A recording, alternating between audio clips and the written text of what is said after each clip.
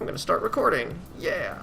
So people who missed this stream can now watch it later after obvious stream finishing stuff is done. The stuff with the things. Alright, so the most obvious thing we can do is start with that storage shed tool, so that when you click on the button to build a storage shed, this little guy down here, you can see some kind of outline would be nice, right? We just want a transparent outline, which probably means we need a new material, and we also either want a copy. Nah, we can actually just set the material by hand, and we'll do that. So, new material. Those are fun. Let's head back into our models, and here's our storage shed as it currently looks. You'll note it's really long because I used to have to deal with some height issues. Now that the height's kind of taken care of, I honestly should fix this. This is one of those things where as you see one task, it generates another task, which generates another, so on and so forth. So let's fix all the things. Am I right? There we go. So I'm just using Blender for some basic little things.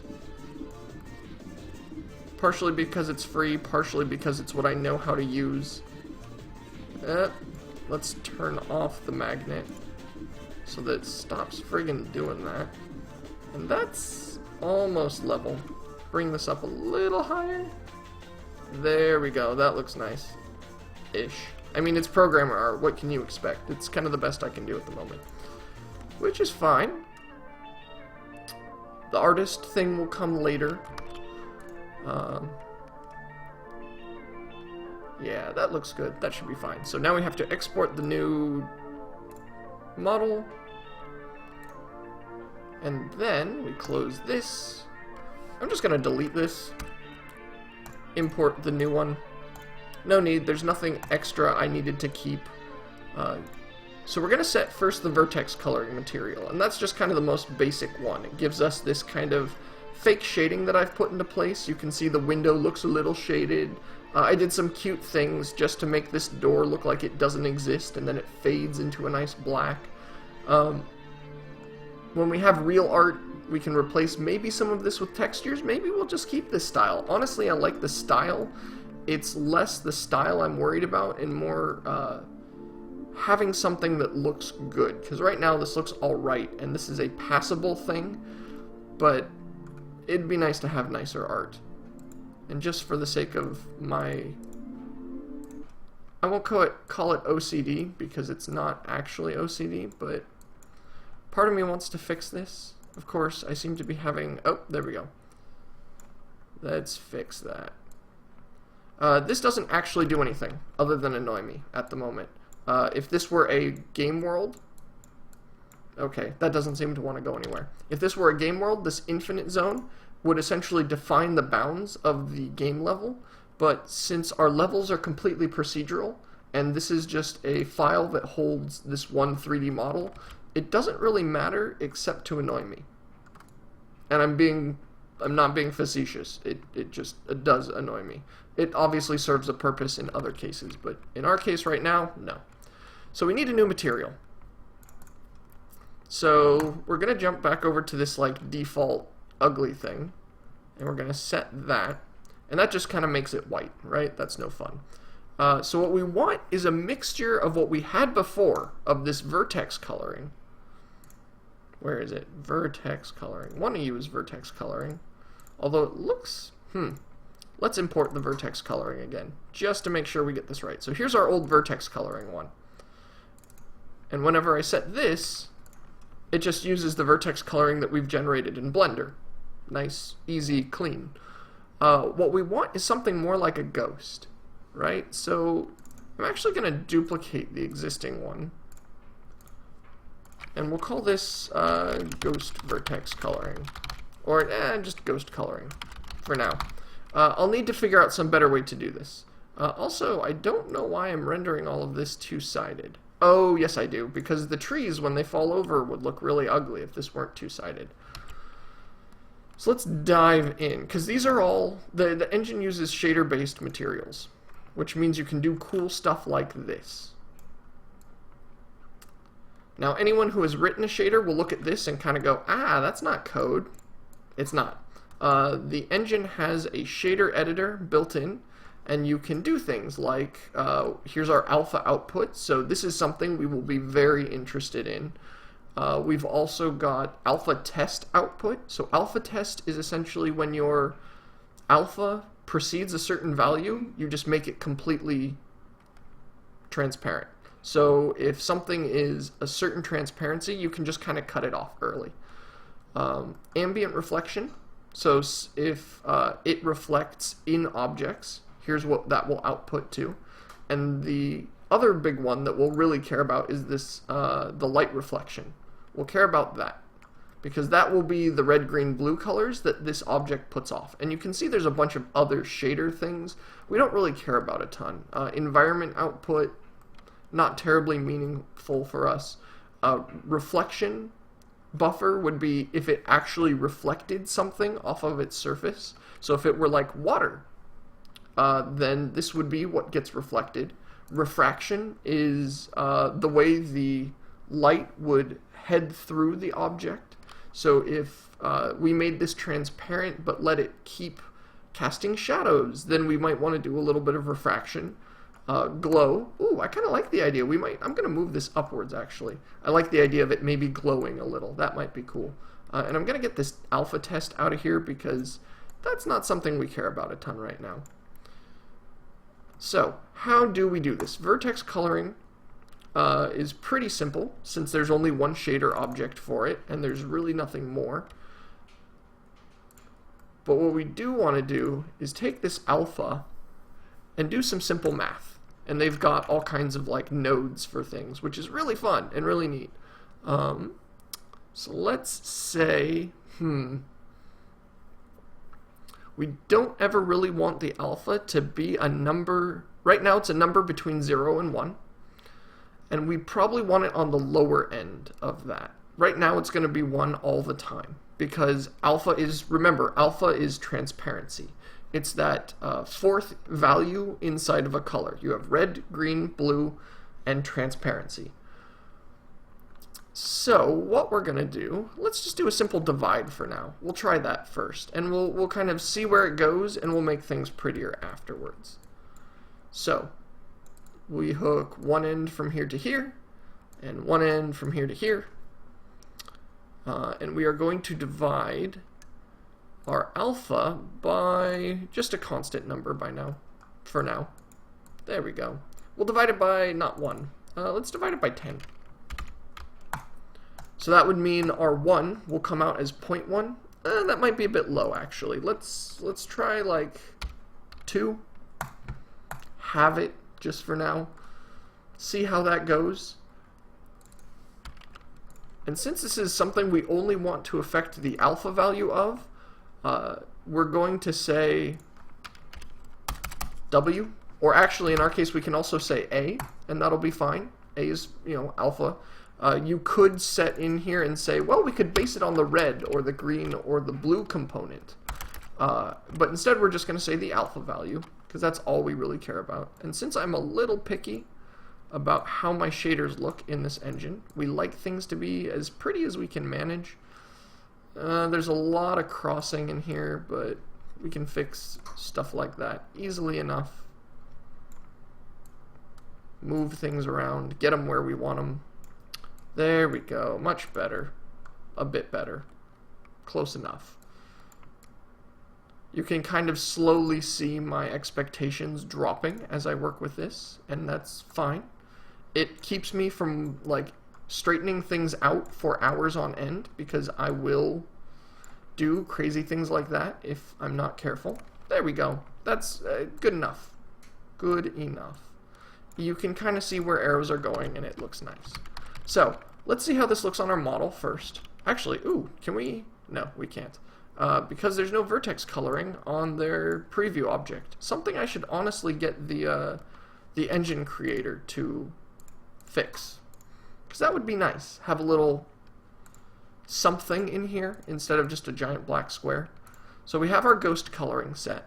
And let's make sure that everything else is nice. We want the alpha multi-sample cover. Actually, let's see how we do without it first. Eventually, we might want to turn on glow. But for now, nah. And we can turn off things like radiosity spaces are, excuse me, oven. Radiosity spaces are things like, if you've ever heard of global illumination, the idea of light bouncing off of objects to illuminate other things, that's kind of what a radiosity space is. And screen space occlusion is the ability to have things get darker when there are close angles to each other. For example, if you have an angle like this, it will make it darker and darker as you get closer to that kind of axis, and then lighter again as you move away from it. It makes things have kind of a nice shading look to them. And we don't care about texture coordinates because there are no textures applied to anything. So let's see how this looks. We go to our shed. We are going to set material. And I don't see any difference.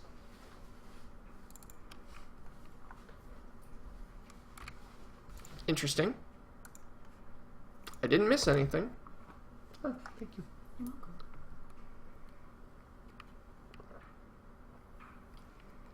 Drinking water, excuse me, is a great excuse to not talk while I think and figure out what the heck is going on. You're welcome.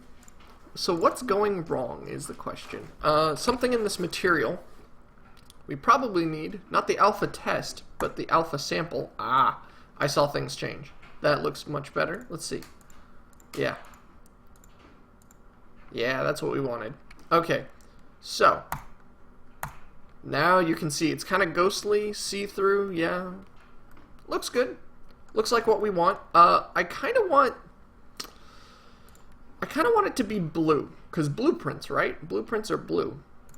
So let's go back into our shader and say, instead of the vertex color, let's take a constant color.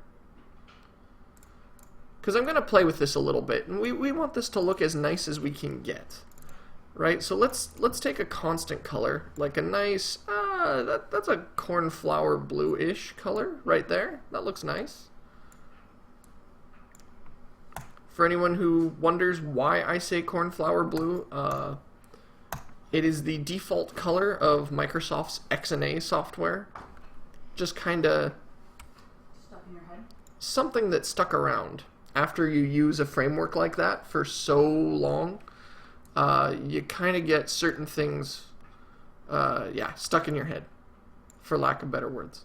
And it really just, it's a color that is easy to see and makes it obvious when you're trying to do crazy things. So let's try that. Okay. Interesting. We lose the definition of that the vertex coloring gave it. On the upside, if you look at it from this kind of downwards angle, let's see if I can get the camera to cooperate here. And in fact, let's just make this so large that it's out of the way. Maybe this will help. There we go. So from this angle, it looks all right, but the problem is you don't really see much, right? There's no definition. You just kind of see the silhouette. The silhouette looks all right, but I want something a little better here. We want something a little shinier. Maybe something that looks more like a Fresnel shader might be cool. Fresnel shaders are the ones that say near the edges of this outline we would get a little more definition. So the places where there are more vertices would light up a little better. Let's see, maybe I can find a good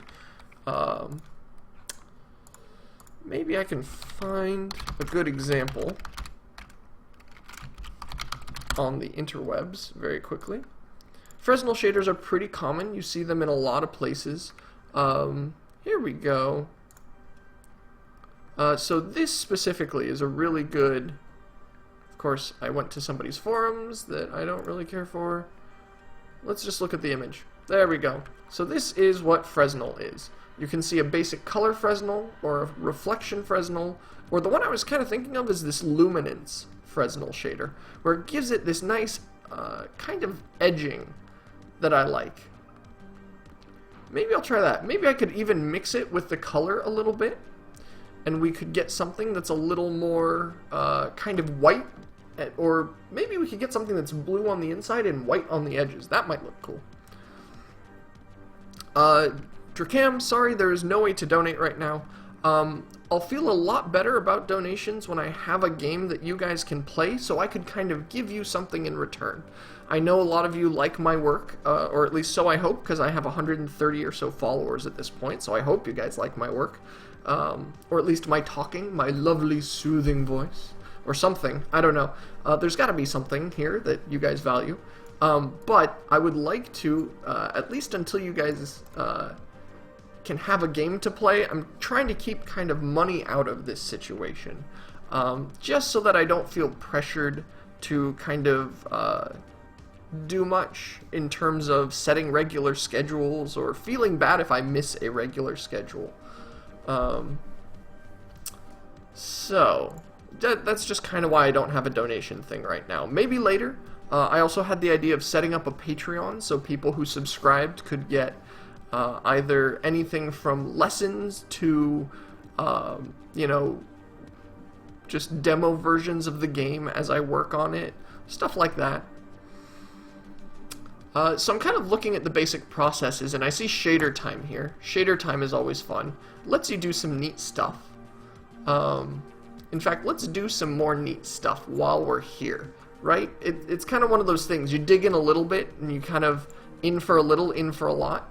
So let's do some more neat things with this, and see if we can get this a little better. So first off, let's throw out this vertex coloring. Or, I want to throw it out, at least. I'm not sure if I want to completely throw it out. Because part of me wants to try and do something cute with the darker areas, so that we have, like the doorway, where it's almost black, to have something like that. Something like that showing up might be nice still. Let's see what we can do in the meantime. And Drakam, thank you very much. My thank you to you guys is that I will just continue to stream more and more, and your thank you in return, just showing up. That's really all I love to have you guys do right now, is just show up, talk, enjoy yourselves, and that's pretty much it. You know, at maybe some point in the future, we can figure out something more, but for now, that is all the thank you I need. So thank you very much to you guys for, you know, showing up, expressing your interest in programming, in game development, and in my crazy method that I kind of go through while I do this. Alright. Interpolants, no. Let's get... And Lithium, you know, thank you to you as well. All you guys here who are sitting in chat right now watching my spastic way of putting together a shader in the engine. You know, I'll let you guys know when it's about to become available or when I'm closer to that. For now, gameplay programming. After a while, yeah, we'll get to it. It should be fun once we get that all down. I'd love to have people playtesting, finding bugs, you know, helping me fix things. That'd be great. But for now, nah. Let's see here. Maybe there's a... Is there a sign? Yeah, there's a sign. So what I'm setting up right now, and I'm hoping there's a linear... Yeah, there's a linear interpolate. Of course there's a linear interpolate, guys. There's gotta be a linear interpolate. It's a shader. It wouldn't be the same without it. So what I'm setting up is kind of a color that will fade back and forth. Give it even more of that ghostly look and feel. So what I'm doing, and this is going to be ugly for a little bit while I hook it all up, but we want the output of this linear interpolation to go here. And we are going to go... you know what? This doesn't need to actually reflect light for now. For now, I don't care. Just simply do not care. And that didn't like it. Okay, let's pull this over here, and there we go, much better. So the reason I'm playing with all these funny graphs... Where are... Okay. Whatever, engine. Whatever you want. So let's make this kind of a lighter color. I kind of like... Ooh, that's a pretty just straight, hard teal. It's a little bright, but we can mess with it later. So what this is going to do, if you look at the linear interpolation algorithm, it's A times T plus B times T. Or I'm sorry, A times the inverse of T plus B times T. So what that's going to do is we have this kind of nicer cornflower blue as A, and B is this more harsh teal. And what it's going to do is it's going to slowly interpolate between the two over time, because we're running time through the sine wave. So what it's going to do, imagine you have your standard sine wave, right? And you know sine wave goes on forever. It just repeats itself perfectly. And we're just going to travel along that sine wave. So that's all we're doing. So we'll see. Let's just see if that works. Oh, and actually it looks like... I'm kind of amazed I don't see it working already. I might not be doing something correctly. Maybe. Let's see here. And I'm going to try and make this a little... Let's see what happens if we make this a little more, or a lot more ghostly looking. So let's try that.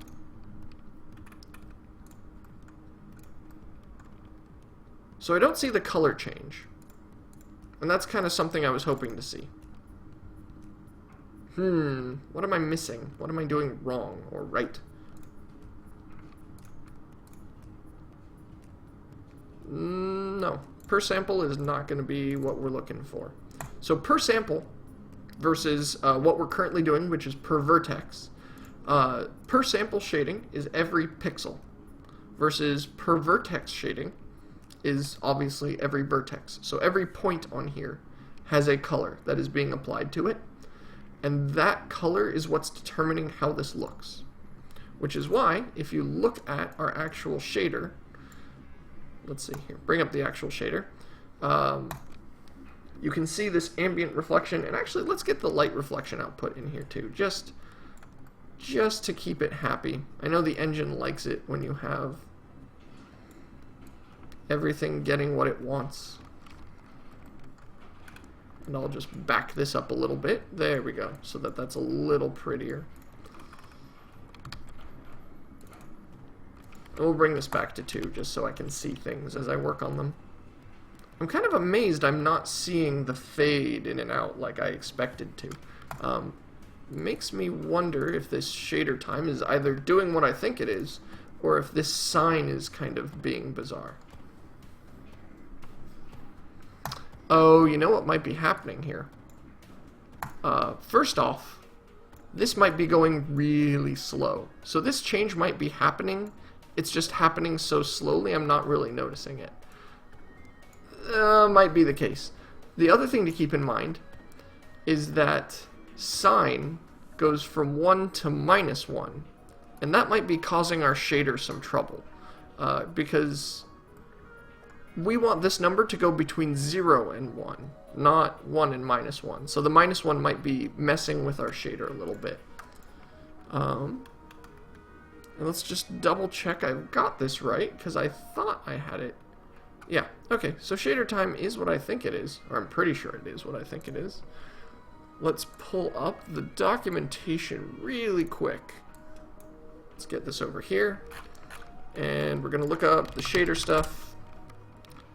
This is the one section of the engine that is really, really well done in terms of being documented in the extreme. Okay, so, okay. So this outputs a scalar value in the range from 0 to 1, inclusive. So 0 is included. It won't actually go all the way to 1. It will go to 0.99 repeating before essentially looping all the way over. And it's going to do that over 2 minutes, and then just repeat. Nice, but that's a bit slow. Every 2 minutes, we can do better. So let's first speed that up. We have math. We are going to multiply our shader time. And you can see how shaders can get really, really complex really quickly. This is distilling all of the shader code I write into an actual shader in OpenGL. So it's not actually just doing this in, kind of a pretty code way. It is doing this somewhat in the extreme.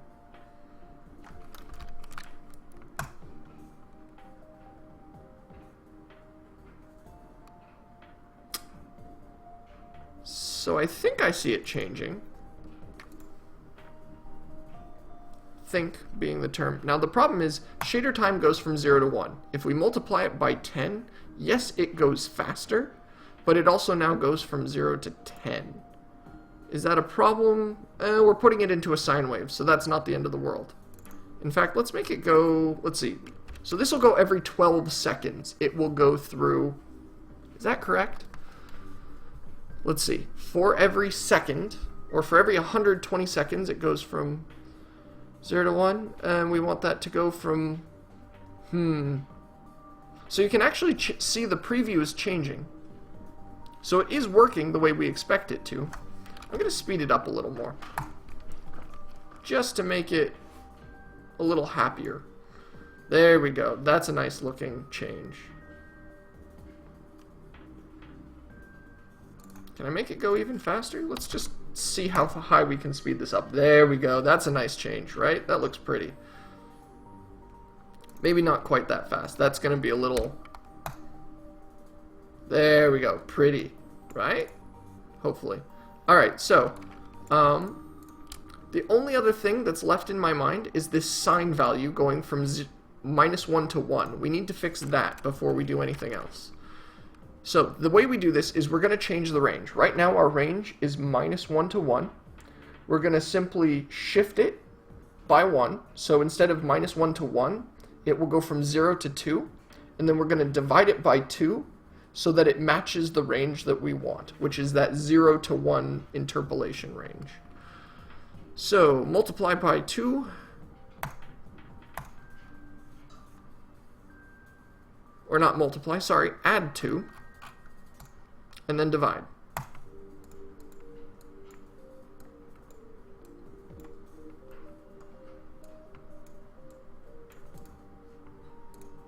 So we'll get that constant scalar once again.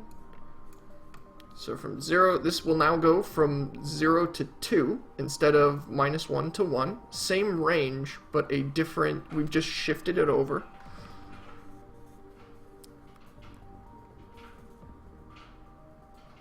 Oh! Luwumbo makes a really good point. I could just use an absolute value function on this instead of doing all this crazy stuff. And you know what? He is perfectly correct. Absolute value. Let's just... Come on. There we go. Let's just put it through an absolute value. So when the... So...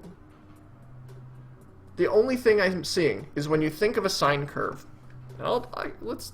I have an internet browser. Why don't I just bring up this? So when you have a sine wave like this, what's going to happen is we're going to follow it up. Now if we used an absolute value, it would bounce when it hits here. Is that a bad thing? So it's not going to have the smooth from one color to the next. But let's try it. Let's see the bouncing. Let's see if that works. It might honestly be fine. So we hook that up there. So it looks a little bit more like, let's make it a sphere. It looks a little bit more like I would expect it to look like. It doesn't look bad. Not saying that at all. Double the speed. No, too much. Definitely too much. I think we need to increase the range of the color a little bit. so that it's a little more obvious. So let's make this darker.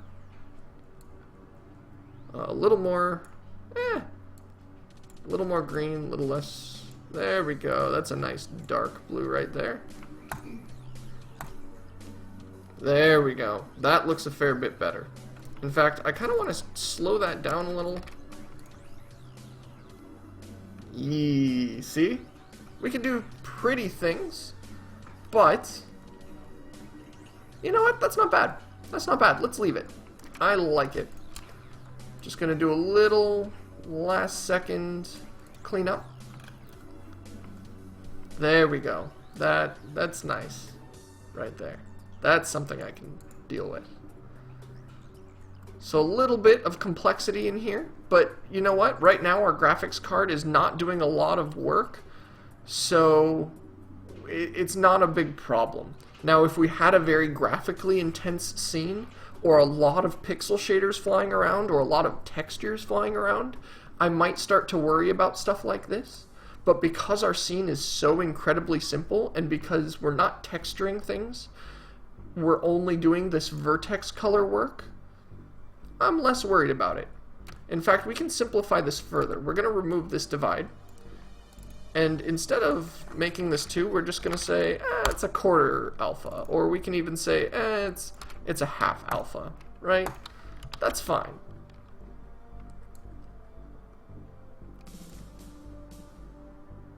And we can even do a little combining if we wanted. Let's not. Let's not. Let's keep it simple for now. That looks nice. I like it. I don't know why I felt the need to omit that last word from my sentence. Okay, so we've got that. And now when we apply it... Really? Well, you can see it changing in the color editor here.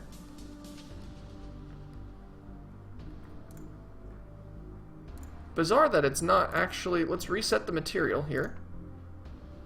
It's bizarre that it's not actually working on the model itself.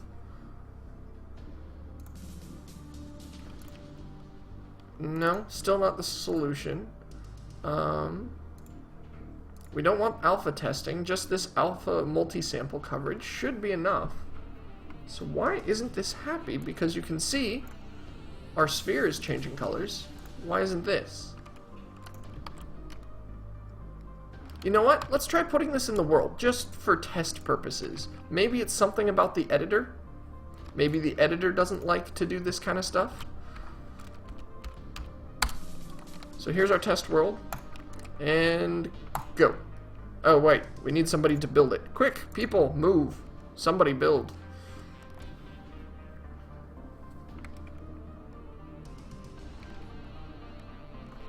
Yeah, that was kind of my thought, Wumbo, was that maybe it isn't, maybe the editor doesn't have a timer running the same way that the engine and the rest of the system does. Oh, nope, there it goes, look at that. That is nice looking. Now it still casts a shadow. We'll have to fix that because we don't want you to be able to swing something around that casts shadows. That looks really disconnected, especially if it's got this alpha where you can kind of see through it as it goes. The fact that it casts shadows is kind of... it actually kind of looks neat. We'll leave the shadows on for now, and maybe when we play with it later in the editor, we'll be able to see something a little better. Okay, so we've got something that works. Now, obviously we want our... Let's set the normal material back on here so that it looks like an actual shed. And I'm going to save a new one. You know what? I'm actually not going to save a new one. We don't want to generate a new copy of the model for every single... I'm calling it ghost is kind of silly. Well, ghost coloring is fine. We don't want to save a new model for every single possible construction model as well. That would be total overkill in our case, and definitely not what we want. So what I'm going to do, so I've already exported the material. You can see we have this ghost coloring material. And we're going to have to load the model in early, somewhere in this storage shed build tool. And we're going to just dump it into the world, show it like it exists, and then pull it out at the right time as well. So we're going to generate our new variables.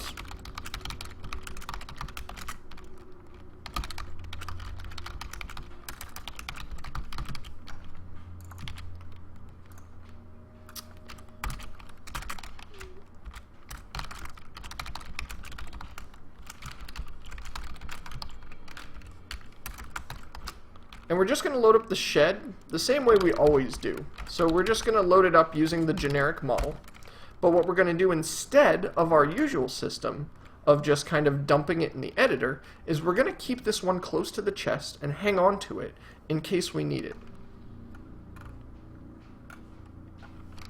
So we're also going to see, where's the material? Oh, it's in the object, of course. Get object. Set material. Oh, how do I modify the material on the fly? That is a good question. Somewhere in here, I should be able to. Question is where? Get. So what you can't see is that I'm kind of glancing down the IntelliSense setup. I still haven't been able to figure that out. I played with it for a while earlier today with no luck. The internet does not provide a ton of information on this topic either, unfortunately. So, kind of in a not so great spot in terms of that.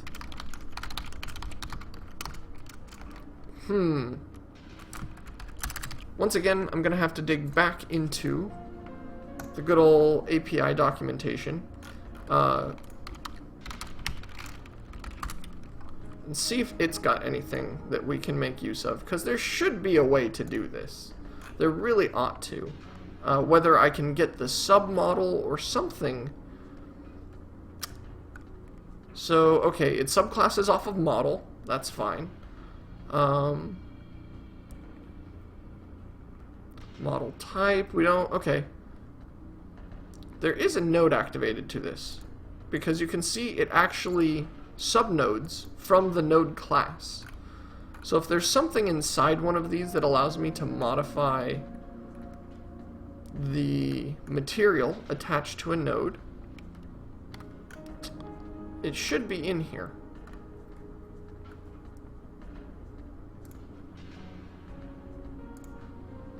But I'm not finding it. Well, that's unfortunate, because I was hoping to be able to essentially change the material of the object when we load it in. So we would load it in and we would say, oh, that shader you have loaded, forget about it. Put this new one just on this single model.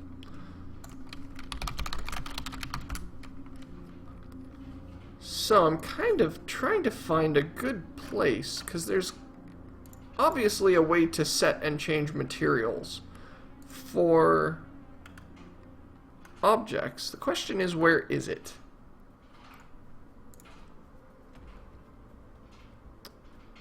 Okay, so I see a function called setMaterialObject, and that might be. In fact, I'm just going to search for setMaterial. Really? Nothing? Okay, so there is a setMaterialObject. And it lives inside the geometry class.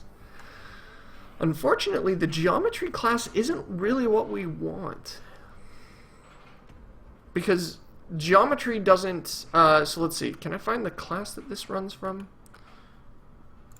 Obviously... Oh, here we go. Class geometry. So this doesn't subnode from the same stuff that the generic model subclass is from.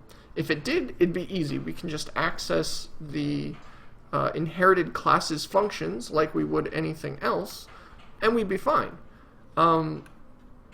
But because models are done in a different way than some of the other stuff done in this engine, because they're supposed to kind of take in these arbitrary sets of vertices and colors, they can be a little touchier, I'll say, when you get around to actually modifying and changing things.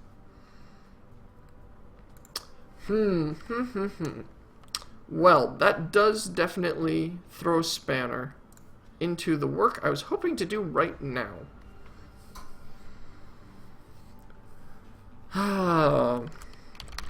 Let's look once more. Make sure that there is nothing I'm missing here. It wants a hash or a name. I'll just toss that in to make it happy. Get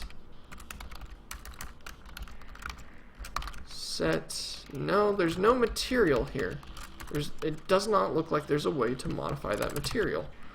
Alright, now we're going to dig into some engine innards really quickly. Because if we can't kind of get to this the normal way, I'm hoping that we can get to it through the engine innards somewhere. We'll be able to figure out what we're missing. I don't think these category settings are going to be the way in. Okay, so I know I can change this because the editor clearly does change it, right? We're able to see in the editor that new 3D model with the new material to it. So this is possible somewhere. Question is where? So I'm going to just do a search for set material. Oh gosh, that has all kinds of stuff attached to it.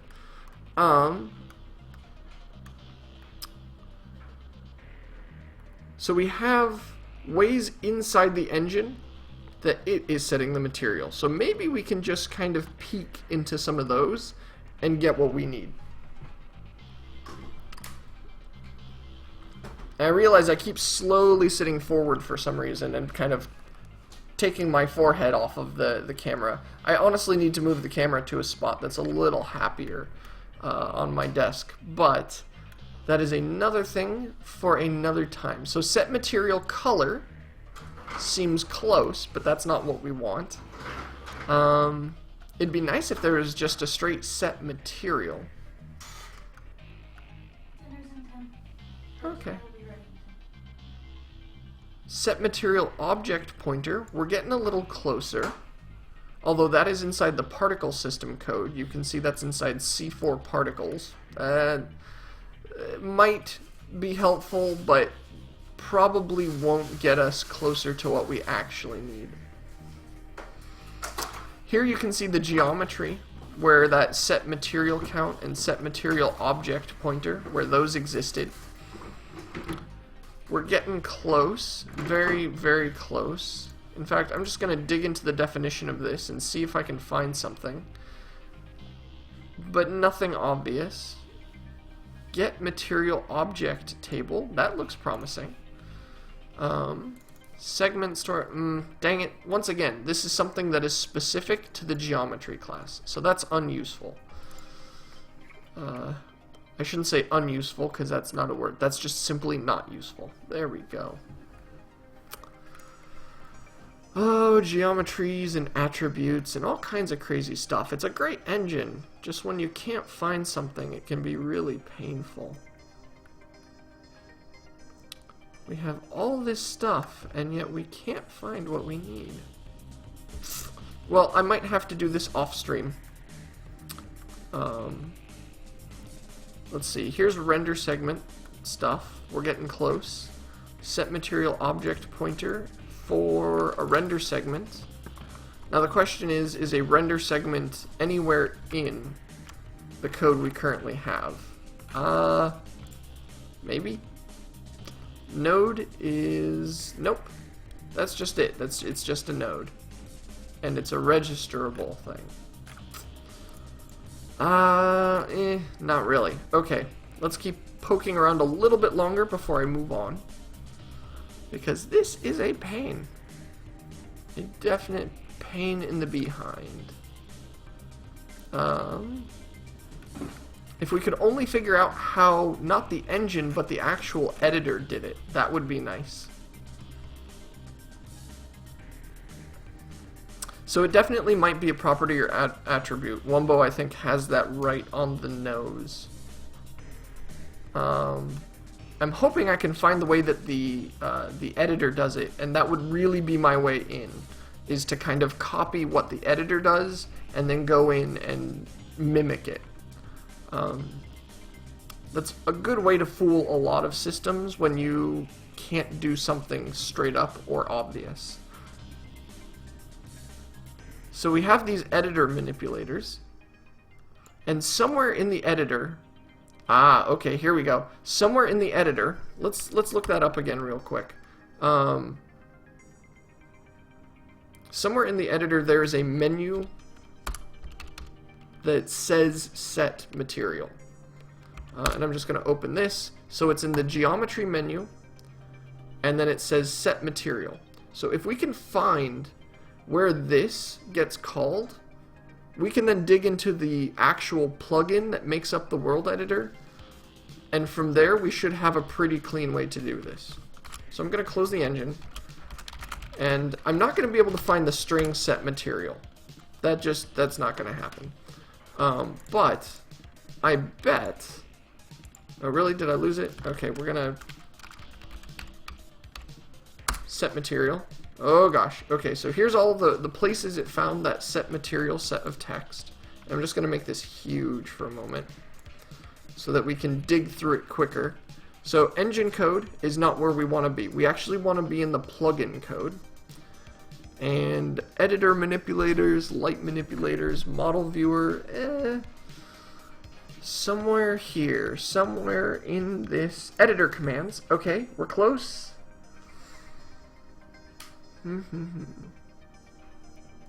So something like this looks like it might be what we need. Here you can see we are able to grab the node and set the material. Editor operations. That also looks somewhat promising. And then the material manager code, not really what we look for. Where are you? You are inside initializing a new node. Meh. Nope, that's not what we want. Not what we want at all. Yeah, so there might not be direct... Oh, here. Haha, here we go. So there's a function called handle set material menu item. That looks like pure gold. So okay, here's the declaration. Let's see if we can go to the definition. Yeah, we can. Of course we can. So, let's see how it does it. First it does some node type checking. And it also grabs the selected material. So let's do that. We need to make sure we have the material object set and ready to go.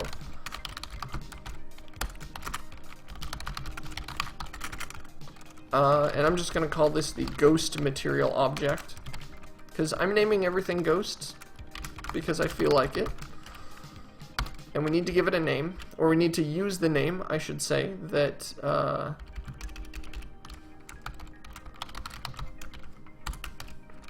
that it currently has attached to it. I wonder if I can just grab it through the material system.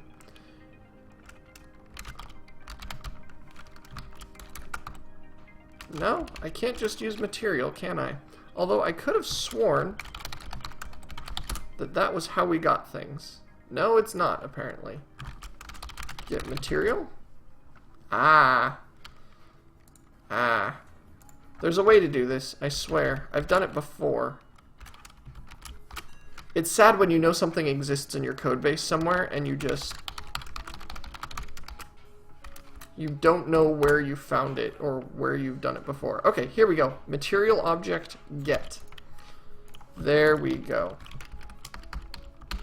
Material object ghost material object. And it's not going to be the vertex coloring, it's going to be the ghost coloring. Alright, so we've got our material object. Great. And this is all stuff that we're going to have to do the the memory management cleanup for at the end, but we'll do that after we get it working. Step 1 is just get it working. And we'll leak memory in the meantime. It's not the end of the world. We'll just have to do a little cleanup afterwards to get that memory all set back to where we want it. So we've got our ghost material, as they kind of do here. And they say, okay, if the node is geometry, it's not. It is something else entirely. Else, oh really? They just grab the manipulator and set the material. And this get manipulator can be all kinds of stuff.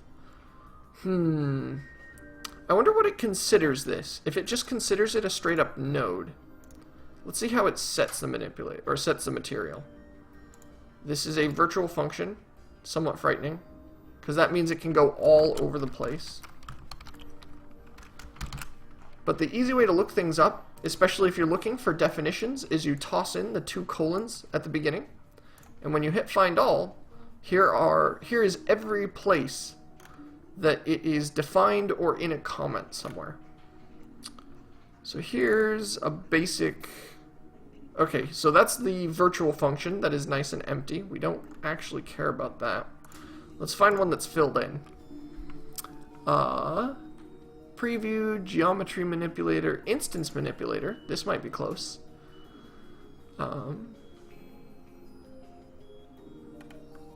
Replace material modifier.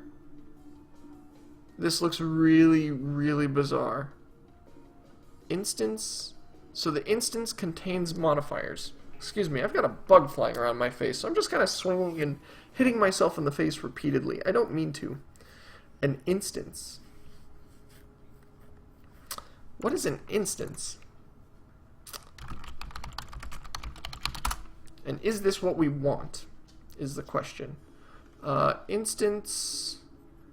No, that is not what we want at all. Okay, so we don't care about this. As cute as it is, and as nice as it is to know that exists, that's not what we want. We want... Oh. We want our previous search results, is what we really want. Which exists somewhere here in this editor, once again. So close. It's here somewhere. Plugin code. So it might be considered geometry at this point, which would be interesting. So then I should be able to just get and set the material that way. Do you want me to just bring a bowl of it over for you? Sure, if you could. Alright, let's see if this is really how this works. And we're gonna check, okay. So it's not actually... Well, actually, it may have created that, and I wouldn't have known, because I had my breakpoint in the wrong spot. Let's put a breakpoint in the right spot, and see if that helps. So we'll see if that's a geometry manipulator first off. So we're going to close the world, reopen it, and okay, there it is. It is going to generate... Okay, there's our... Okay, so it's called a generic geometry. So this is kind of the keyword that we're hunting for, and the magical thing that is going to get us the furthest.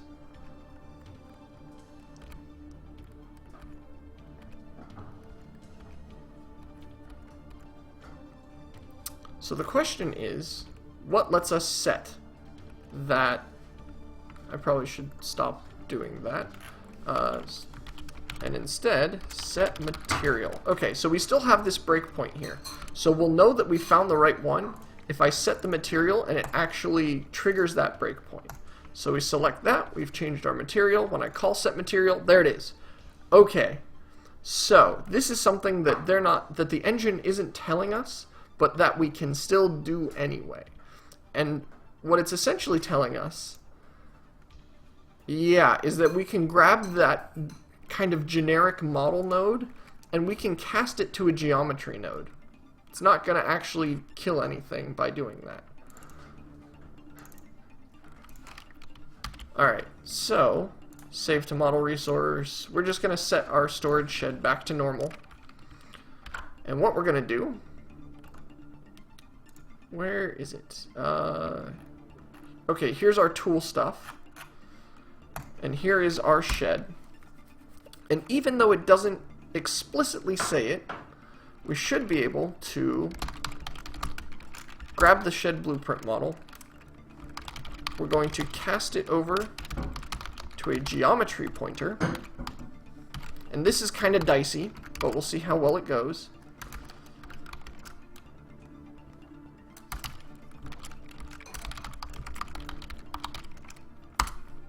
And we need to include, where? We need to include c4geometries.h at the top of this file. Otherwise it has no idea what a geometry pointer even is. Is that better? Is that happier? Thank you. Ooh, lasagna for dinner. Generic. So it can't find a path to statically cast it. So we're going to force the issue. And this is how you essentially force something to be a pointer of a different type. And this is frightening. This is especially frightening. Because even though you can do this in C++, I would not recommend doing it often. Set material object. Object 0 is going to be the ghost material object. And the reason I don't recommend doing this is because there's no safeties attached to this. So when you do something like this static cast, the compiler is backing you up, essentially, and saying, yes, this is a valid transition. So when I cast it from a C4 world pointer to a game world pointer, the compiler is smart enough to know, yes, this game world right here does indeed subclass off of this world class. So that's what static casting is doing. You're essentially telling the compiler, check this for me. Make sure that I don't screw anything up royally. When you do this forced casting, you can cast it to anything you want. I could cast it to an integer, or I could cast it to a string, and it will try. It honestly will try. It'll put forth a good effort, but if something goes wrong, your game will crash. So obviously there are good reasons not to do stuff like this. Now I'm doing it because the engine is not giving me a straight, obvious path to do this, and I honestly think this is going to crash. We're going to find out by just science, right? So here's our shed blueprint model, and we can look at the innards, or I can look at the innards, I guess. You guys still can't see my IntelliSense. I promise to get that fixed soon, guys. But when looking through the insides of this, it looks like a standard node, which is part of why I'm not too terribly worried about this.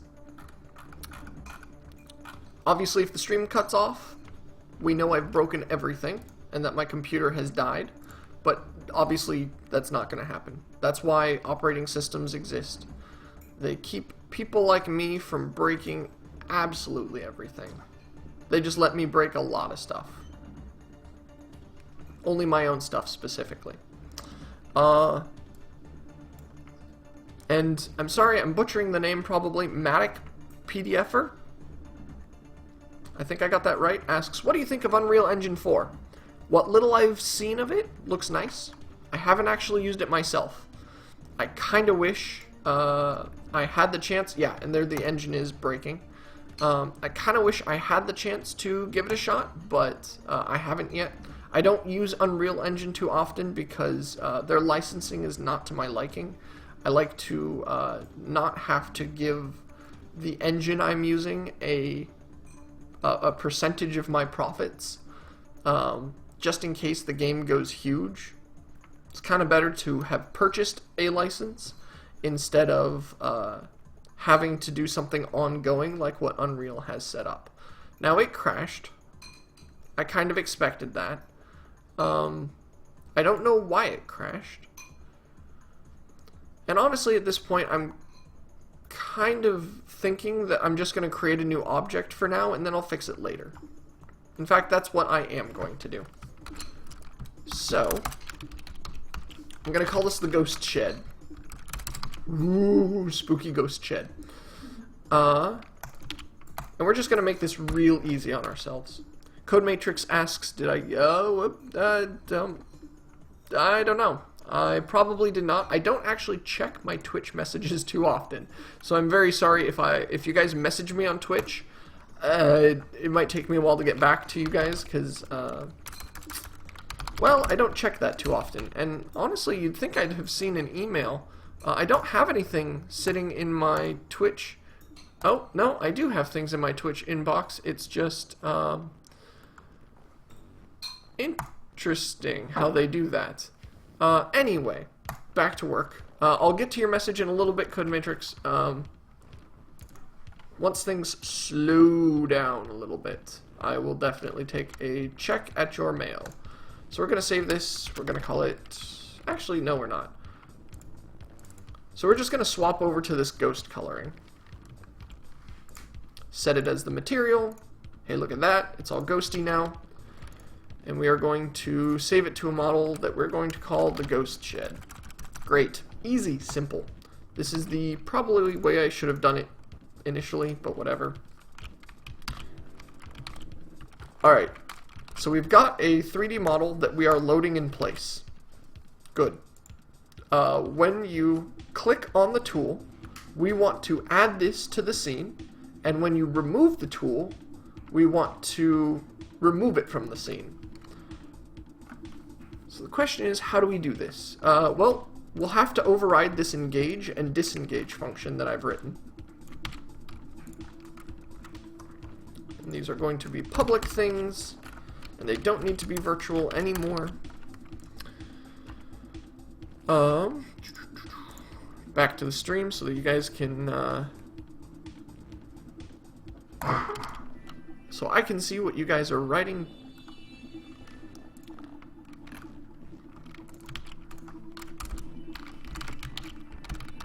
Here's our engage. Is there nothing in there? No, there is something.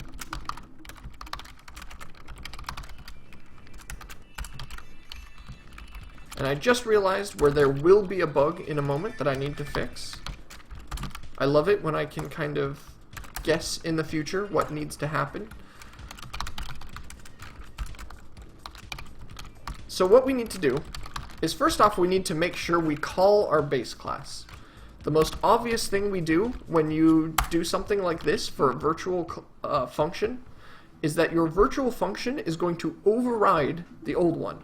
So here you can see is our old game tool engage function. When you call any of my current tools and you call that engage function, because this function didn't exist before, it would simply call the base class's engage function instead, which was great. Oh, I'm gonna want a knife? Okay, cool. I've got lasagna. It is fantastic. Although I haven't taken a bite of it yet. So, it's gonna call that base class, and it's gonna call that base class's engage function. When we override it, it's now going to call ours exclusively without calling the base classes. So what I'm doing to make sure... I should probably put the utensils down for a moment. So what I'm going to do is I'm going to tell it, call your base class's engage function. And we're going to pass it our parameter, our widget, just so that it has all the information it needs to do its thing. The other thing we need to do, let's see here, is that we also want to add this 3D model to the scene. So we're going to go and say that we need the game world. Well, no, we just need a standard world, don't we? Standard world. So world pointer, and we're going to get that from the world manager. And this was just our loaded in world. And we're going to add a new node, which is our shed blueprint model. We're going to add it to the scene. And for now, we don't really care to do anything more than add it to the scene. We're also going to go so far. World remove. I actually have never had to remove a node without straight up deleting it. So this is an interesting thing I've never run into before. I can find... Here's a remove controller, but I actually just want to remove the node from the scene. No, Swag Kitty, it is not the end of the world. We're just adding things to the world so that it's not empty and boring. If it is the end of the world, you definitely wouldn't... Oh, you might see me streaming anyway. You never know. This is kind of my hobby. I might still be doing it in the apocalypse. You never know. Alright, so there's a way to remove nodes from the game world that I don't know. And that's exciting, because that means I get to look up more documentation. That's right, the thing that takes up my entire screen. World Manager. Hi, dog. I apologize. Dog is excited about something. Apollo. What's up, dog? I wonder what he's on about. It might be my housemate getting home. You never know.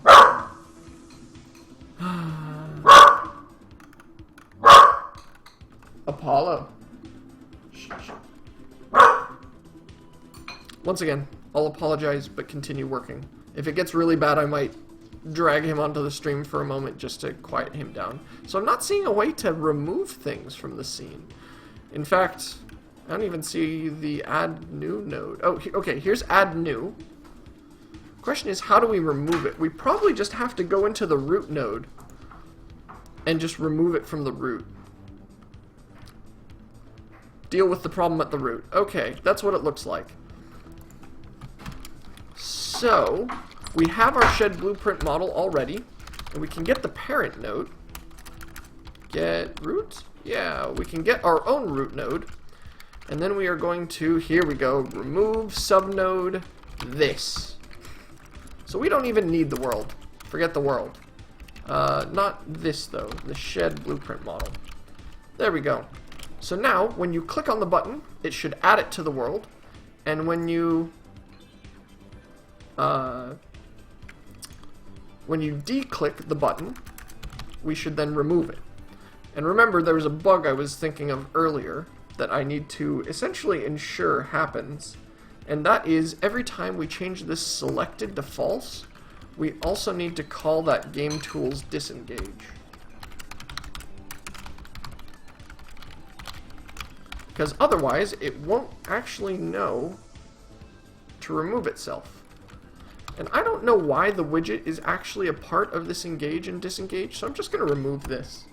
It seems a little overkill, and I think it is overkill, so let's just rip that out. It's too much data flying around. We don't need it to fly around. We can do without. Right? Right. So let's just do this. Much nicer, much simpler. And is that going to compile? It looks like it. Lasagna, get into my mouth. You guys are going to get to see just for a moment. Sorry, Code Matrix, yeah. The dog kind of goes off sometimes. He's like an alarm. A great alarm, but an alarm nonetheless. You should hear him in the morning when the gardeners come out. Oh my gosh, that's killer. And for a corgi, a little dog, he makes a lot of noise. You'd be surprised at what a little set of lungs can do. Granted, I guess babies are also a little set of lungs, and they can be very, very loud. Also, yes, corgis being the kind of baguette of dogs. Longer torsos mean more lung space, maybe? Yeah, lasagna.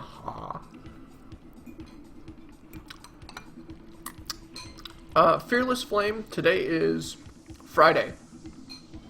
It is 7:15 on a Friday night. Alright, so, code compiled. Excuse me. Code compiled. It looks like it should be fine. I just kind of want to make sure that everything else is set, so we're just going to try it, actually. Forget it. Forget testing. Out the door that goes. Ha! Ha ha! See that? Right there. And then I disengage it. Okay, I'm disengaging and it's still there. I don't know what's wrong, but it's not removing it. We've added it to the scene just fine, but we're not removing it. Also, it's not following our cursor. Let's change that as well. Getting broccoli all over the back of my hand. Spinach? No, that looks like... nope, that's spinach. Okay, that is spinach on the back of my hand. I'll clean that up in a moment. Oh. Best way you clean things up. So we're going to take this track tool function. And we're going to add this in. And so essentially our three functions, begin is when you start clicking. Track is any time the mouse moves while your tool is selected. And end tool is when you finally let go of the mouse button. So we're going to take this track tool function. And I'm just going to do a little copy and paste to put it in place. And since its base function doesn't do anything, because you can see, track tool, here's its definition. This open and closed set of brackets. There's nothing actually in there. So we don't actually need any base class call the same way that we did for the game tool.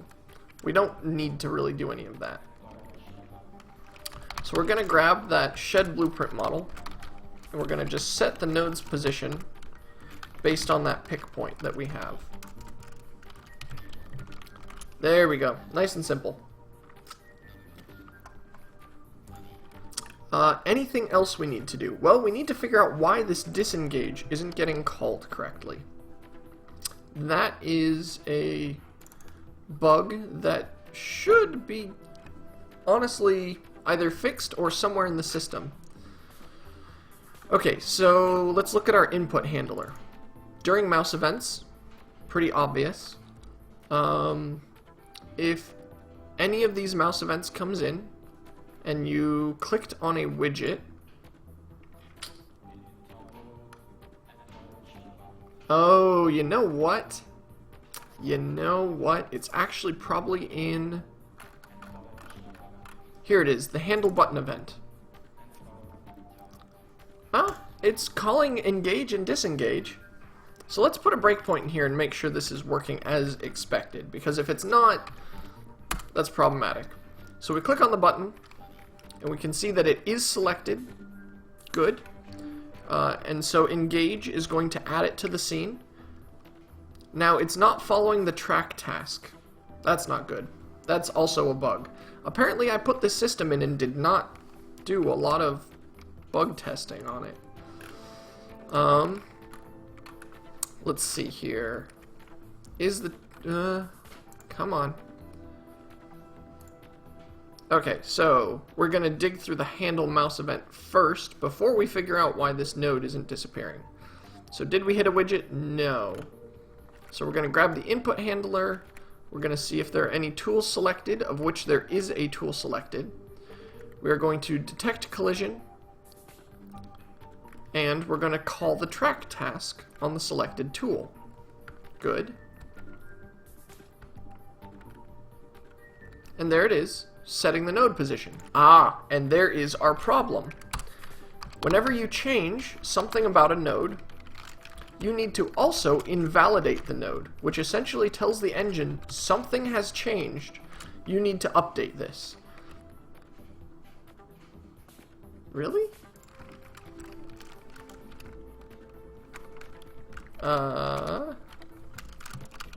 For some reason, it's unhappy with... Oh, and of course it's gonna be a pain for a little bit. For some reason, it's unhappy with me calling invalidate on the actual model itself. Granted, node is where that invalidate function kicks in. It's the only point we really care about. So let's try this again. We click on the button, breakpoint hits.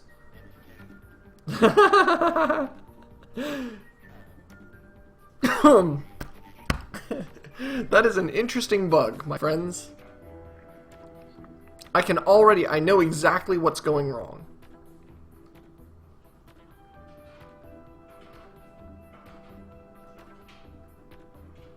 I'll let you guys take a guess at what the heck is going wrong. Because every time I move the mouse, it shoots at the screen. I'll let you guys guess. I already know what's wrong. So I'm trying to think of a way to fix this. I'm going to laughably continue to have this shoot towards me.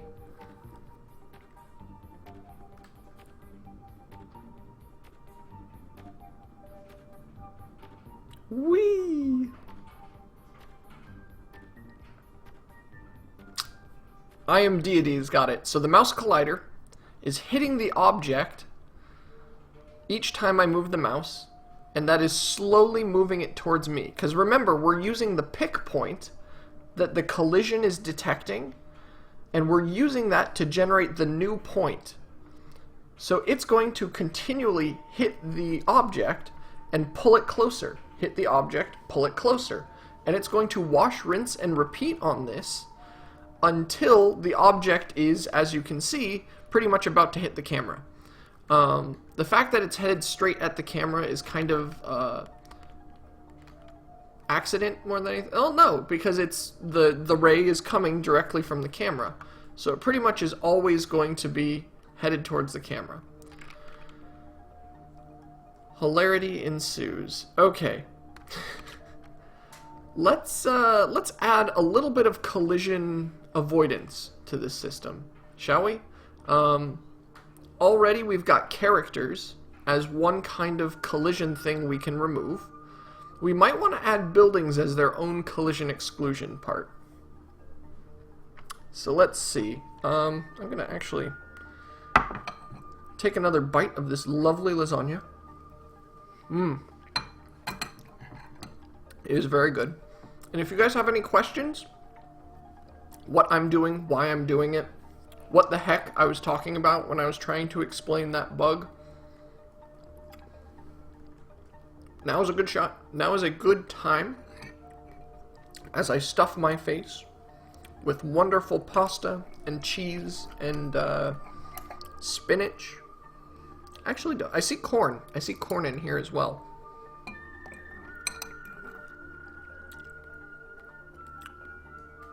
Or, you know, we can just sit here quietly for a moment in contemplative thought.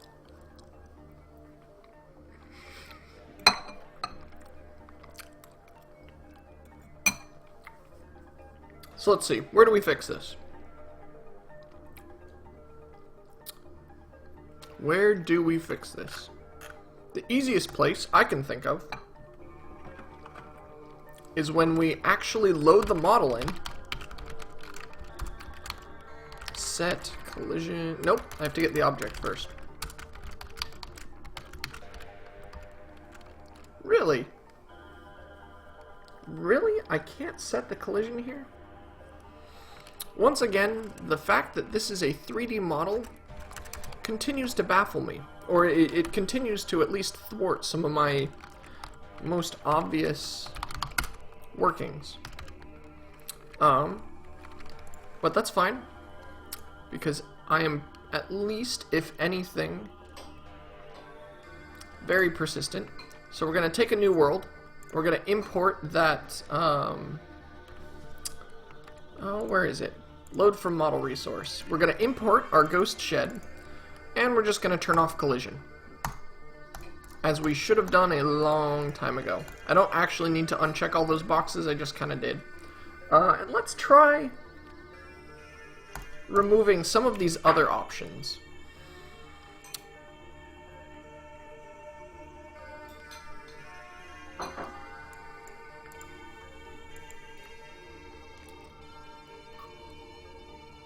In fact, I'm going to play with this a little bit and see if I can't, we'll see if we can't get this to be a little more interesting. And we'll turn off shadows for now and see if that kind of makes things better. So we'll save it back into our ghost shed model. There we go. Much better. That should... Oh, wait. No, I did. I turned off collision. Okay, so there's our breakpoint. Ah, there we go. Much better. Wherever that mouse is, you can see Not only is it attached to the floor at all times, you can also see those bad situations I was talking about earlier, where it kind of clips inside of geometry. So when I have it up against, say, let's put it up against a big cliff, right? You can see where the cliff starts to eat the object, and that's really what we don't want. Stuff like this is definitely on the bad list of things to do. You can see, oh, there it goes, it kind of disappears inside the cliff. Not good. That was supposed to be, fixing that was today's task, but now I think I can illustrate that task a lot better. So I'm less worried about kind of how that should exist. We can fix that on a later date. This is still, I still consider this gameplay programming, because we are putting in something that will tell the player when and how something will happen. Stuff like this is still technically gameplay programming, at least to me, because it lets the player know more information that they didn't have previously. So now, if I put this down, you can see it put down that ground spot, and you can also see that it detached the model from my mouse cursor. The problem is, it should have also removed it from the world, because if I click on the button again, there it goes, right? This is a mobile moving thing. So what's wrong? We called engage without calling a matching disengage. So this function is not happening. Begin tool. Track tool. Where's our end tool? There's an end tool function here somewhere, isn't there? Because here's, you can see there's no definition. There's only a declaration for end tool in the game tool function here. And here it is. So you can see we set selected to false. We turn off the tool, but we don't actually ever disengage the tool. And without that matching disengage, we never remove the node from the world. So that should fix it. Should fix it. Whoops.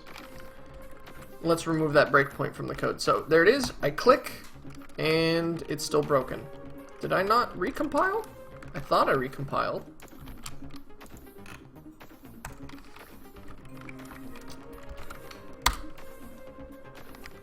Bizarre. Let's see if that's working. So I click. Here's the disengage call. And we go into the shed, and we get the root node of the shed.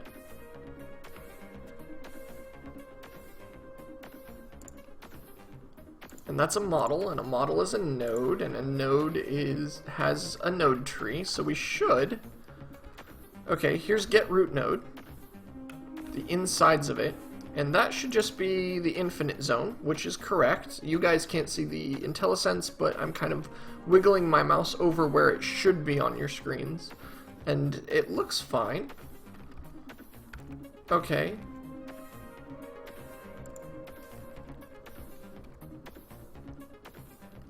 So it is returning that infinite node, because if I put this into the watch window, we can see it's an infinite zone. This is something you guys can actually see and follow along with. Okay, so we've got this model. If the branch flag is...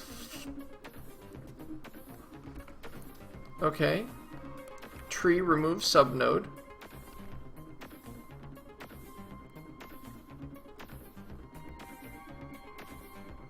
And it should just remove it straight from the tree. I am so incredibly confused on why it is not doing so. Okay. If it's if a previous node exists, we set the previous node to the next. If there's a next node, there isn't.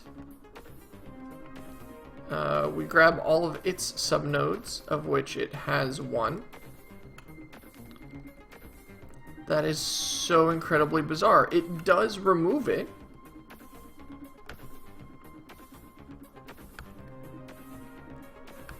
But also continues to render it? That's bizarre. Something is definitely wrong here. And the question is, what is going on? I wonder if there's an easier way to do this. If we can just say, I think this detach might do it.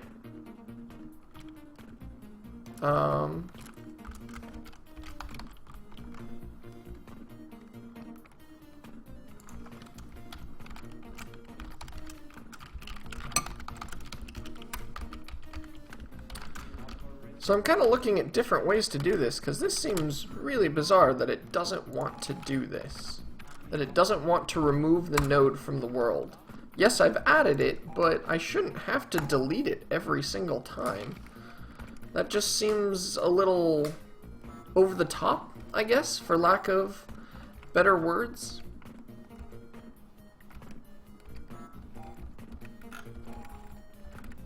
So here you can see it's removing itself. And watch, it may still, yeah, it still exists in the world. Something thinks it should still exist. And because something thinks it should exist, something's still rendering it. Some code somewhere is being naughty. And not in a good way.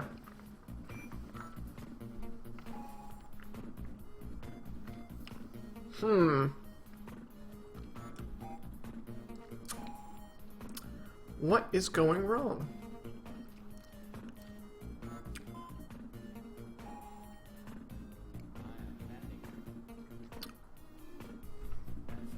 Especially since whenever I click on this node, it should be adding another copy, right? So each time I do this, we'll be seeing more and more copies get added to the world. Although it looks like there's only one copy.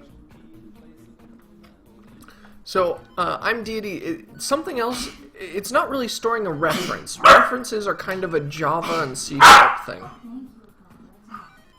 Sorry, dog. References are kind of a Java and C# thing. It's not that something's hanging on to a reference.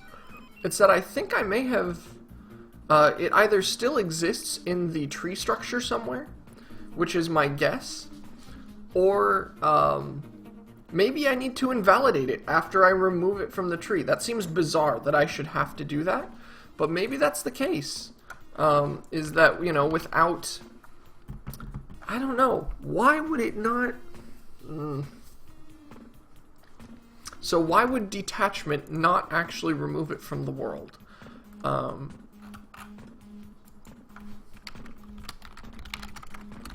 just digging through, once again, pulling up that good old documentation. Let's see here. API documentation. Maybe there's something in the node class that will let us do this easily.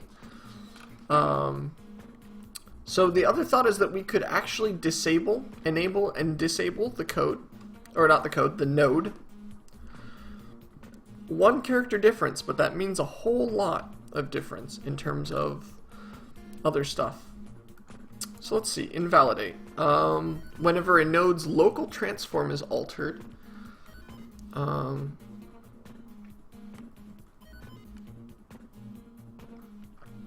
okay, so that's not what we're looking for at all.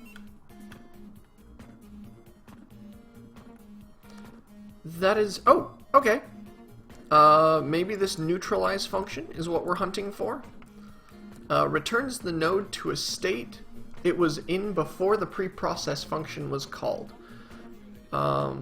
Whenever a node is removed from a scene, it should first have its neutralize function called. Okay. So it looks like we found a little detail of the engine that kind of bit us in the behind by not being completely informed on how this should work. So I'm just going to go in and call that neutralize function. Okay, you know what? Node pointer shed node. And we're just going to use the shed node pointer. So remember this kind of forcing I'm doing here to make sure that the model is treated like a node? You can always kind of downgrade your pointer types because it's a completely valid move. Right now, we know a generic model is a kind of model, which is a kind of node. So you can downgrade a generic model to a node at any time.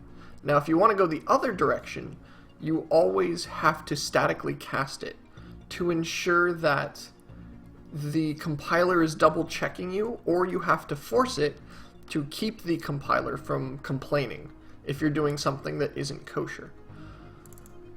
So I'm just kind of I'm downcasting this to a just standard node pointer so that the neutralize and detach functions, it's calling the node versions of these. I don't know why I have to do that, but for some reason the compiler keeps complaining about linker errors whenever I do it any other way. So okay, here's our thing. We click, there it goes. Okay, so that's what we were missing. We were missing that call to neutralize. That's actually something new in the engine I have never had to use before. Usually because if you call delete on a node, I'm guessing it neutralizes itself before removing itself from the tree. And that would have been another debug route we could have gone down had we not accidentally discovered neutralize in the documentation. We could have looked at what happens when you delete a node and then emulated a lot of those steps until we figured out exactly what steps actually cause a node to get removed from the world like this.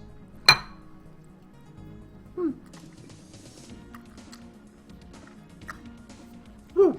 So, job well done. We're now adding this and removing it from the world. And this was a good test right here. I click again, it disappears. I click again, it reappears. Now you'll notice there is a slight bug. If I click here and don't move my mouse off of these widgets, the house is still at its last known position. And that's fine. I'm not actually too worried about that being the case. It's an interesting effect, but it's not the end of the world to have something like that sitting around. So now I don't know if I want to do the same thing for farms or not yet. Because farms still kind of have the same problem I had before. You can kind of see they clip through and it looks ugly when they clip through stuff.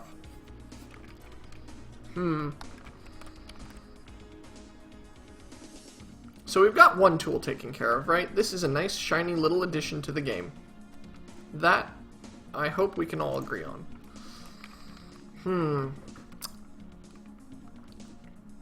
Alright, well, one thing at a time. We'll take our victories where we can.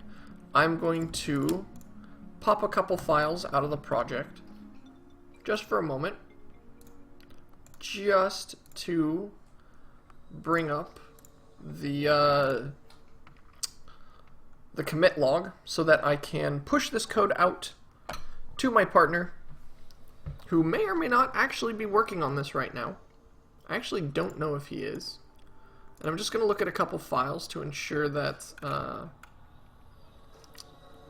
yeah, that should definitely not be in here. So I'm actually going to even revert those files back to their old selves. The storage shed we flattened, so that I should mention.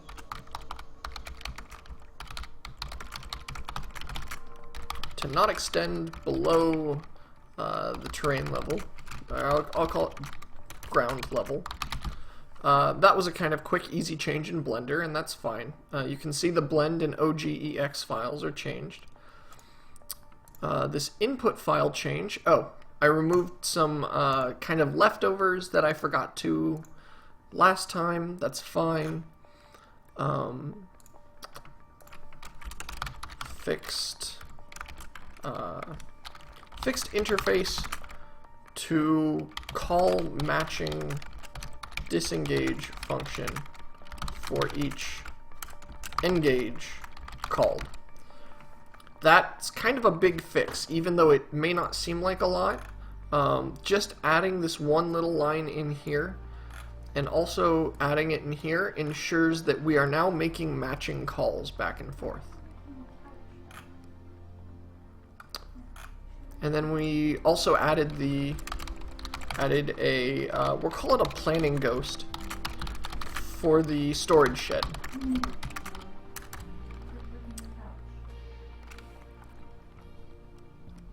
Let's see, we need to make sure our ghost shed model makes it into there.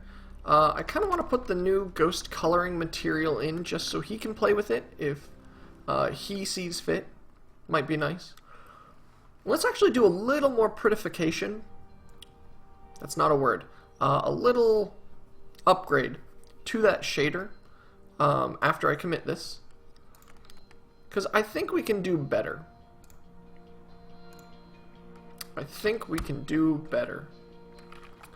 Question is how. So let's bring up that storage shed again and swap our color back. So that looks alright. It's obviously not changing here. I probably should just stop changing it there. There we go. Okay, so let's go back to this ghost color and look at the shader a little more. Now we can make this prettier. We can do something more to it. I'm tempted to go with something like a Fresnel shader, where Fresnel shaders say the higher the angle is, the tangent angle of your current surface, the higher that angle is to your camera, the more highlighted it's going to be. So remember earlier I was showing off kind of some good examples of what a Fresnel shader should look like. And I'll bring that up again. This was my example I was making use of that kind of shows off the ideas behind, behind luminance, reflection, and color Fresnels. I like the color because it doesn't make it kind of pop too much. But then again, maybe something like this we want to pop out. So maybe a luminance wouldn't be the end of the world. In fact, that looks really nice. Very tempted to go for something like that. Let's see here. I had actually planned to put a Fresnel shader in somewhere, which meant doing kind of a bit of early planning to make sure I could actually do the Fresnel shader, the math behind it. Other things that I could do cell shading. Cell shading, for people who haven't played, let's see, let's pull up a cell shader real quick. Cell shading I don't think would work in this instance. For those who have played, I was actually about to say this game. So you can see how this is a smooth shadow on one side, and then we have the cell shaded model on the other side. You can see how the cell shaded model's shadows are much cleaner. It looks almost like a comic book. Versus your smooth shade, it actually doesn't look quite so nice. It doesn't fit the style of this 3D model quite as well. And for those who are curious, this is from Jet Set Radio. Really freaking good game that I encourage anyone and everyone to go check out at some point. So, cell shader might not be the way to do it. So the other shader I'm thinking of that might be nice would be a silhouette shader might be nice. Kind of get the outside to look good. We could do that.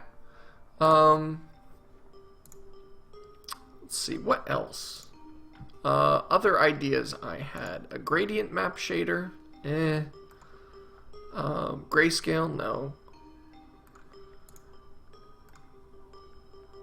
Yeah, that was kind of the biggest ones. Either the silhouette shader, so I'll pull this across. This is what a silhouette shader would do, and I kind of like that. Give it that edge where the tangent angle gets very high to the camera. You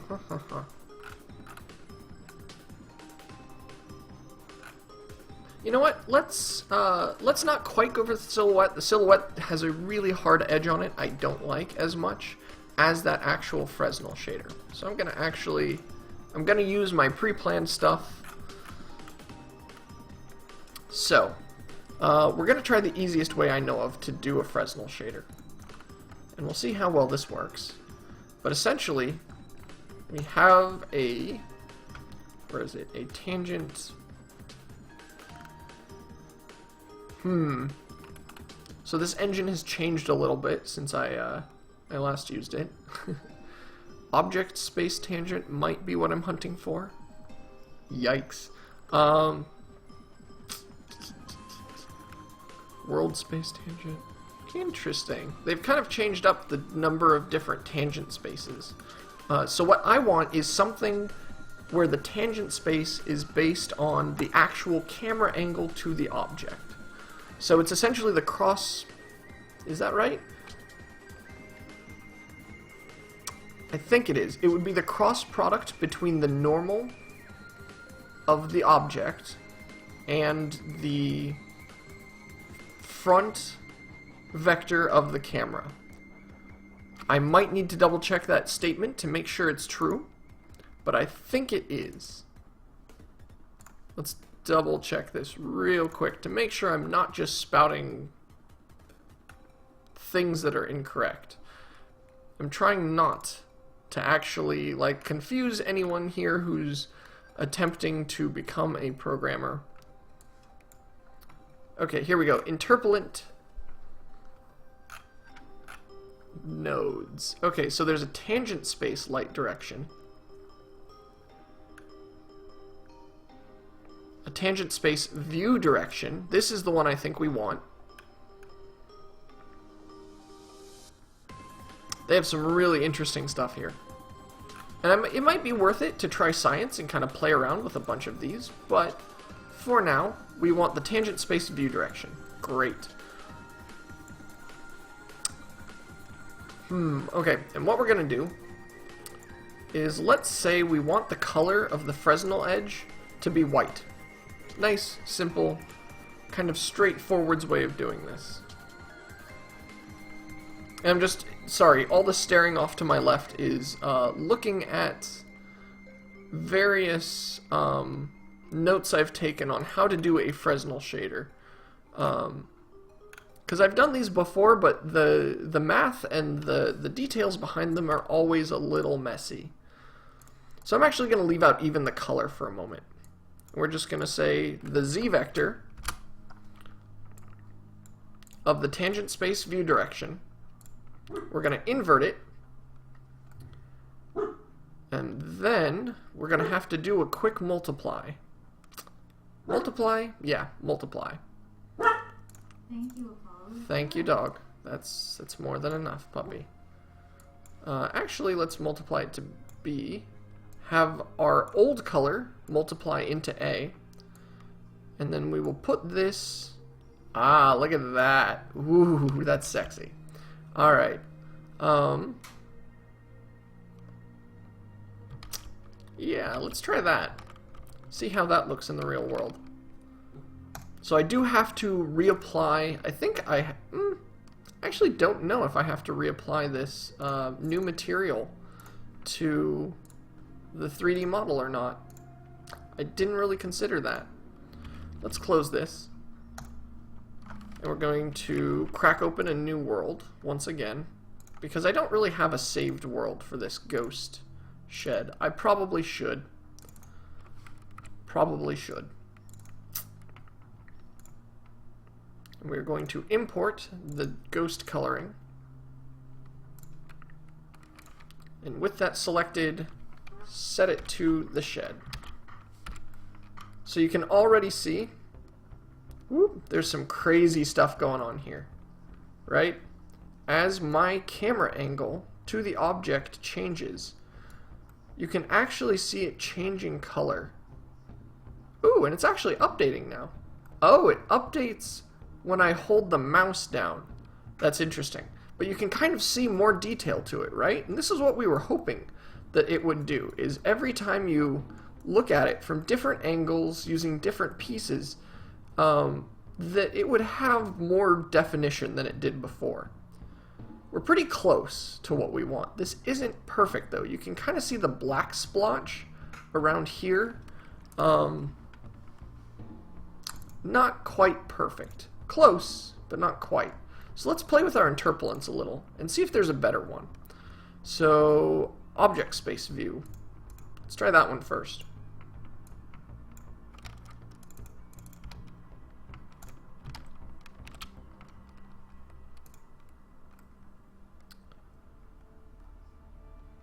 So it kind of looks like we're back to not having all that definition we wanted, which is unfortunate.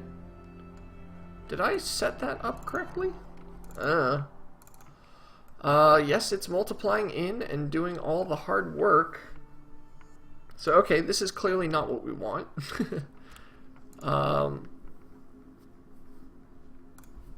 Let's delete that one, just in case. So, full tangent space, view vector. Sure. We're trying things at this point, just to kind of... We're throwing science at the wall to see what sticks.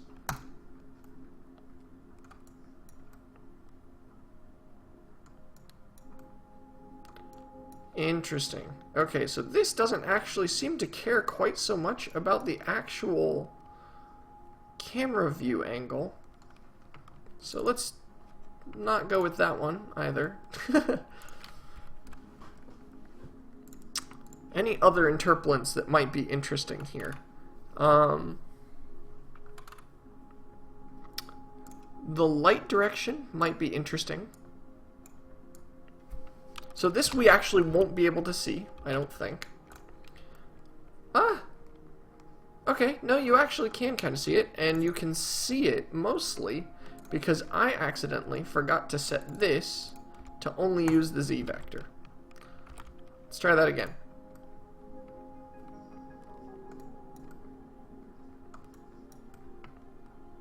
Okay, so this kind of has the same blotches that the previous one did. It's not the end of the world. I might even just keep it, because for now we just want something that looks alright. This 3D model will change, and as it does, we want to make sure that the changes it goes through don't break anything, but at the same time, we don't want to put a ton of time into something that might not really matter a ton either. So I'm just going to put it on that first one we had, that tangent space view direction. And we're going to set that to the Z. And that should be that, right? That looks kind of nice. If we break out the sphere, you can kind of see that the sphere's edges are nicer than everything else.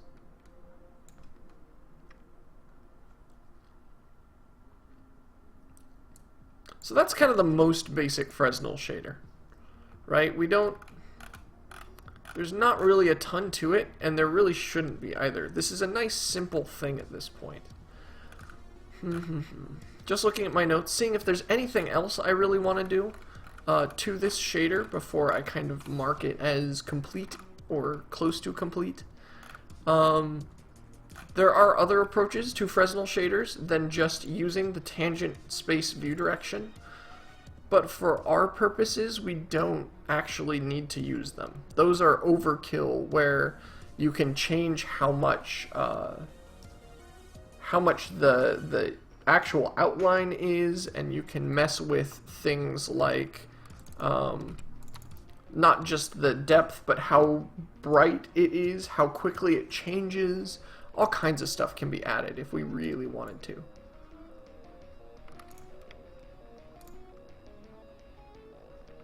I'm just kind of playing with some colors just to see how it looks. I kind of like this brightest blue. Or kind of teal that I'm using right now. And that's fine. That's good. I like it. Let's delete the old color. And this one we don't actually have to have render two-sided. Nor do we really care a ton if the screen space ambient occlusion is there, although I guess we can leave it for now. Because if we ever do turn on the screen space ambient occlusion, it would be a neat effect to have attached to this model. In fact, it might even look better than this Fresnel that we just added in. So, we're going to replace our ghost shed, load up the world, and see how it looks. Because this might still look completely terrible, right? But that doesn't look bad. You can kind of see more definition to it. Oh, that's an interesting bug. When you rotate the camera, you're not causing mouse move events. So the node just kind of stays where it is. That's something we'll have to fix. I'll actually add that to the list of bugs right now. Trello, come here. Whee! Rotating camera doesn't update the currently selected tool via the track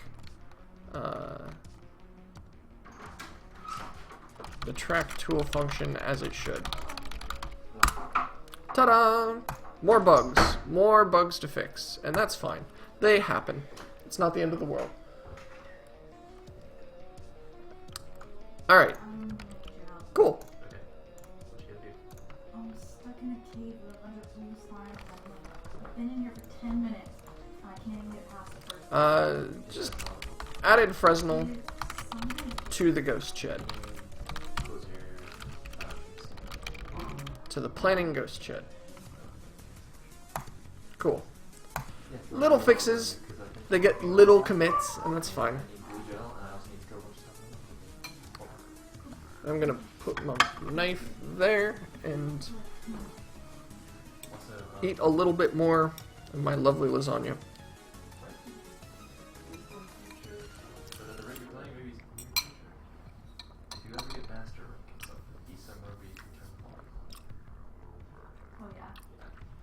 So let's see.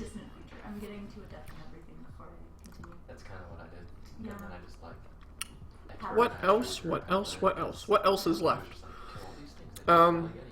So we've got the blueprint for the shed, which is cool.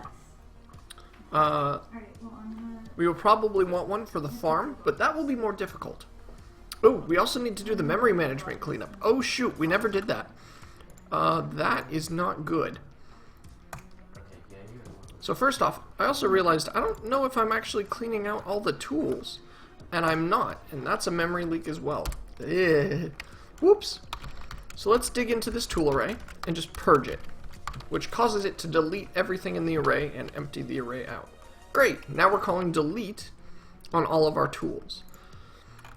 That's nice, but we also need to make sure that this new node that we've generated actually has its own destructor so we can delete it. So here's the class, here's the destructor, and we are going to simply delete the shed blueprint model. And because we're extra paranoid, we're going to actually even null out the bad memory. So when you delete something, it doesn't necessarily change the value of that pointer. So this is going to get a pointer when we call new. So you call new, and your computer grabs a chunk of memory and says, here's a pointer to the very beginning of that memory. That's all a pointer really is. It just tells you where it starts. So now that we have the beginning of that inside the pointer, when you delete the contents using your standard delete function, yes, it clears out all the memory on the inside and sets it back to the available memory pool, but your problem is that you still have a valid pointer to somewhere in memory. Even if that memory isn't valid anymore, the pointer itself still points to something. So it's usually safest, whenever you delete something, to also set that pointer to null. Otherwise, you'll just have this dangling pointer that points to something, but you really don't want to access anything inside there. Nothing good ever comes of that. So, I'm setting it back to null pointer after. Just safety precaution. It's kind of like putting the safety on a gun, essentially. We turn the safety back on because we really rather not shoot ourselves in the foot when we don't have to. Sometimes we do. It's not because we have to, it's because we accidentally forgot and left the safety on, or all kinds of crazy stuff happens. Welcome to C++, where I analogize code to guns. Typical American thing to do, right? Everything's like a gun. Not really. It was just kind of the first thing that came to mind. Don't mind me. Okay.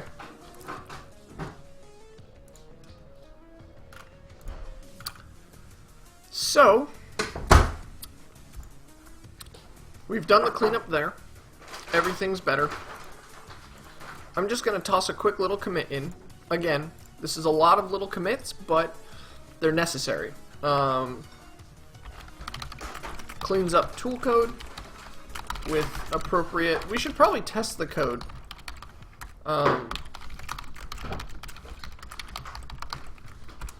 In fact, we really ought to test it. Let's just give it a run before, just to make sure. When I close the game, okay, everything looks fine.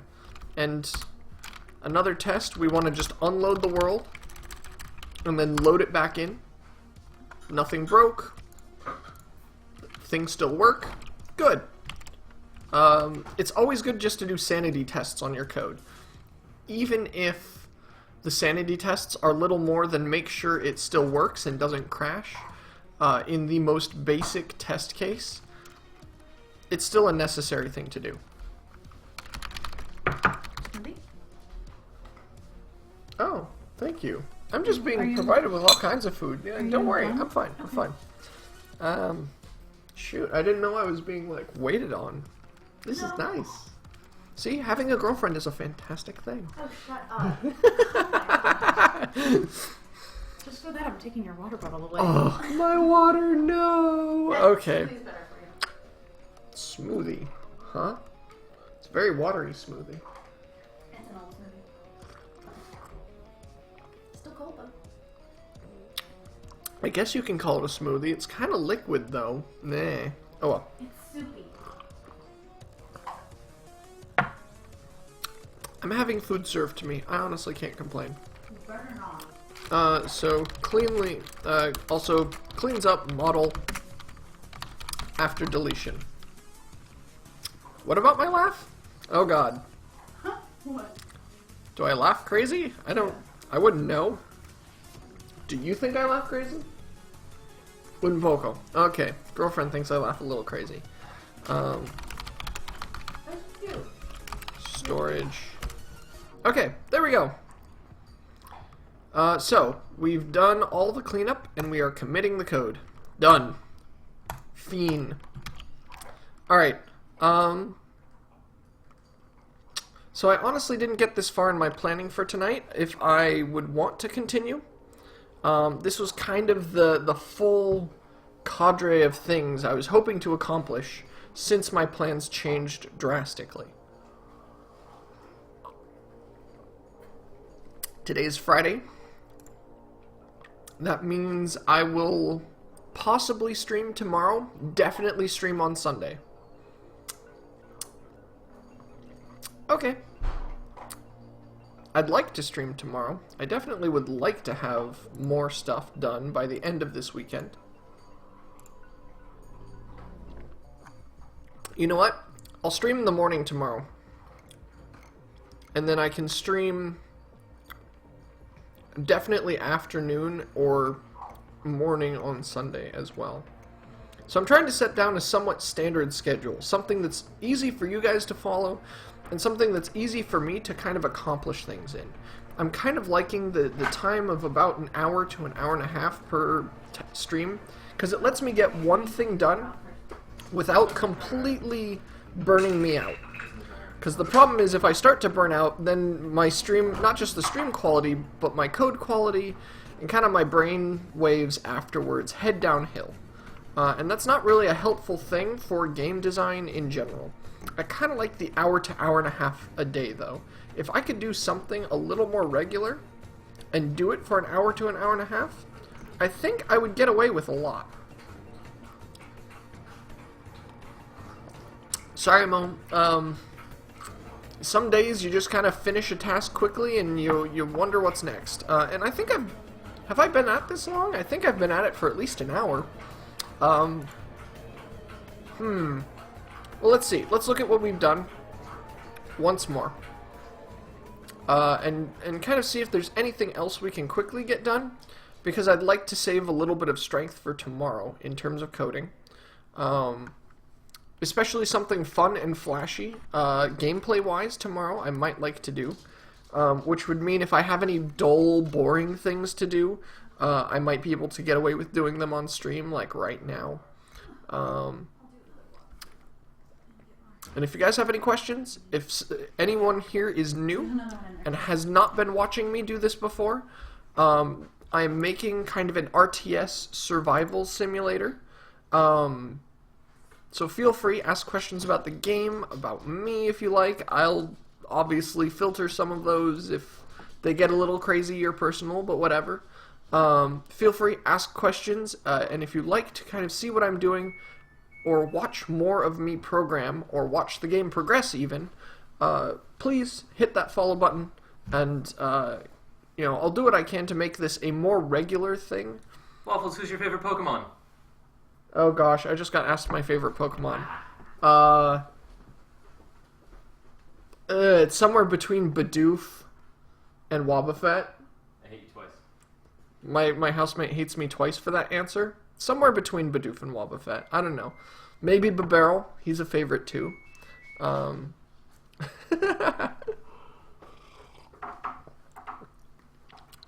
Personal questions are fine. That is a personal question, right? I hope I didn't lose too many followers with that answer as well.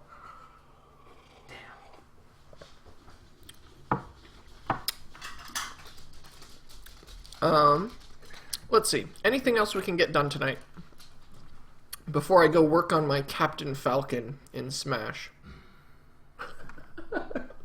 Because trust me, my Captain Falcon needs some work.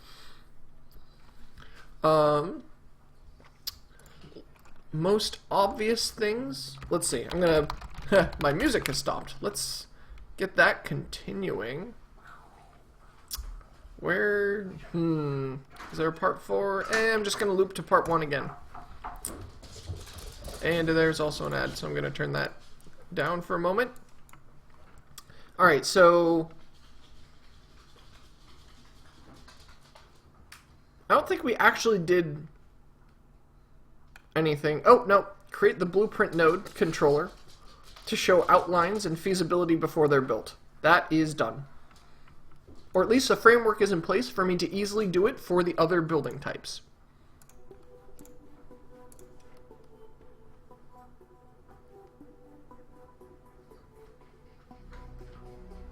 So CodeMatrix asks, are you adding multiple classes in one CPP file? I see the constructor for the storage shed build tool, but no class word anywhere. I do have multiple classes in a single CPP file. I don't do the other thing where I break up a single class into multiple CPP files. That's just hell for anybody who's trying to read and figure out what's going on. But for the storage shed build tool, you will notice the destructor is sitting right here. And here's the actual class declaration for the whole thing. So all of the single class is inside one file. I've seen people break up classes before, and the only good reason I've found for ever breaking a single class into multiple CPP files is if you have code that you've generated and written that you want to be included in a class, and you have also code that is being pre-generated before you are building that also should exist in the same class as the pre-written stuff. That is the only time I can think of that you would want to break a single class into multiple files. Otherwise, it honestly makes things really difficult to read in a way you probably should not be doing. That or you should really be examining why your file structure is so off the wall that you need something like that to exist. So yeah, hopefully you do see. There is the class right there. You do have to include the word class. It's right here. Hopefully you guys can see that on stream. I kind of see it, I think. Yeah, I do. There it is. Yeah. So class, storage shed build tool. And then here's the destructor.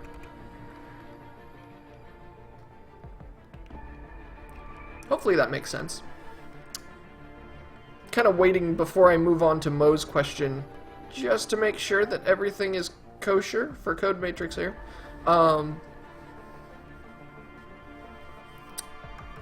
Let's see. I'm going to actually glance back at my Trello very quickly to see if there's anything else I kind of want to start in on or do.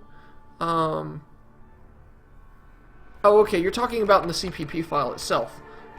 Sorry, back to the code. So in the actual CPP file, you shouldn't have to put class in front of any existing objects that are properly included. For example, the storage shed build tool exists in the header, therefore we don't have to put the class at the beginning of it. We're essentially telling it this pre-existing object should have a pre-existing function declared. And you shouldn't have to do that for destructors or anything else either. I know there's a little bit of lag between when I talk and when you guys get to hear it. So once again, putting a little time in there. And I'm actually just going to move, let's move the Trello back over to my other monitor so I can glance at this, rub my chin contemplatively? Is that a word? I actually don't know if that's a word. Google. Contemplatively. Yeah, that's a word. Contemplatively. That's also a mouthful. Yes, so, essentially the code structure for a class should be your header file has the declaration, which essentially says this simply needs to exist, right? So you have each function declared, and you have its signature lined out inside the declaration. This is the only place where the actual types will matter, but the names don't. The names are for your own kind of pleasure. I could actually sit here, whoops, I removed too much. And you could remove the names, and as long as you had matching functions that also included those types in the signature, you actually don't need the names. Now the names do have to exist, not in the declaration, but in the definition. And these are the definition, where you say, here is the class name, here's the, so it goes return type, class name, followed by function name, and if there's any signature, example, here's the signature for this begin tool function. If your signature contains something in the header file, you need to have matching signature types with names inside your actual code file. So in this case, our CPP file. No, it didn't. It's not going. So at this point, here's the entirety of our definition of our declared function. So hopefully that makes sense. It definitely, if you're coming from Java, Java likes to kind of paunch everything into one space, and C++ likes to spread it out a little bit more. I'm not sure it's the most logical thing in the world, especially coming from a C# background myself.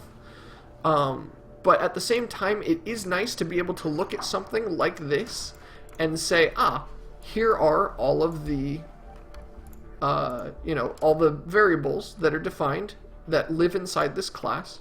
Here are all the functions by name and type and return type. And you can instantly get a feel for what this class does and what it's capable of just by looking at the header file. Whereas if you're in C#, where everything's kind of lumped into one place, you do spend a lot of time scrolling down and trying to figure out what goes where.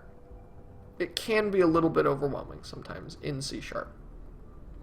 At the same time, that's only if you have giant files. Mo Hearthstone asks, any advice to someone that is getting into computer science, or sorry, computer programming? I don't have a college degree or anything. I just started learning by myself using the internet. Oh boy. So getting into computer programming, especially if you're teaching yourself, you should probably, first off, find a good book, right? Depending on the language you're starting with, so whether it's C++, C#, Java, or C, finding yourself a good book is always a great start, especially for getting the basics down. Because once you know one language, learning new languages is not that difficult. You'll find that they have a certain shared amount of information between them. Simply because I know C#, I can learn Java with relative ease. The same can be said for JavaScript and Java. There are certain places where those two are similar. So learning some languages will definitely help you with others. So really just picking one language, sticking to it until you really know that language, and until you can write a really complex program in that language is my biggest piece of advice. Also, pick a language that is going to help you with a goal. So don't just say, I want to learn programming. Too generic, not going to help you. Pick an easier goal, like, I want to learn how to make games, or I want to make a game that does this. The more specific your goal, the easier it is to pick up a language and eventually a game engine that will help you achieve that goal. So I would say if you want to learn game programming and game design, start in C# or a similar language, a C-based language, and start working your way through the basics. How do I create a window? How do I put something on the screen inside that window? How do I read keyboard and mouse input? How do I, do simple game design tasks like 2D collision? Work your way up.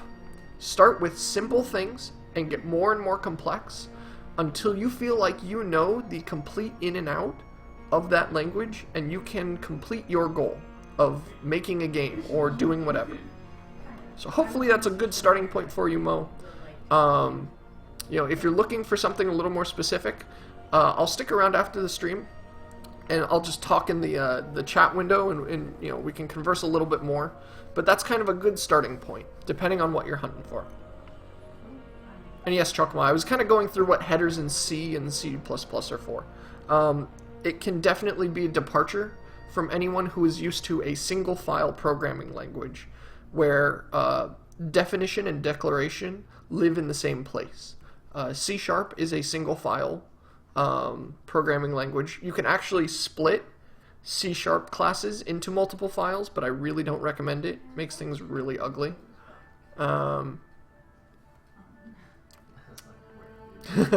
Yeah, I don't know about Pascal or a lot of. I guess I don't know much of anything about Pascal aside from the fact that it's a language. Oh, okay. So there are languages called functional languages, and then you've also got essentially non-functional languages. Functional languages operate wildly differently from a lot of programming languages, so I would say if anyone suggests one of those, that you steer clear of those as a beginner until you've got your kind of chops put together on something a little more, what's the word? A little more convenient for beginners. Learning a functional programming language can take a lot of kind of bending over backwards to do things that are a lot simpler, in my opinion, in other languages. I know people who would disagree with me. My word is definitely not, biblical truth here. But for beginners, I would say stay clear of functional languages. And I don't mean functional as in it works. I mean functional as in not object-oriented. So you want to learn a object-oriented programming language.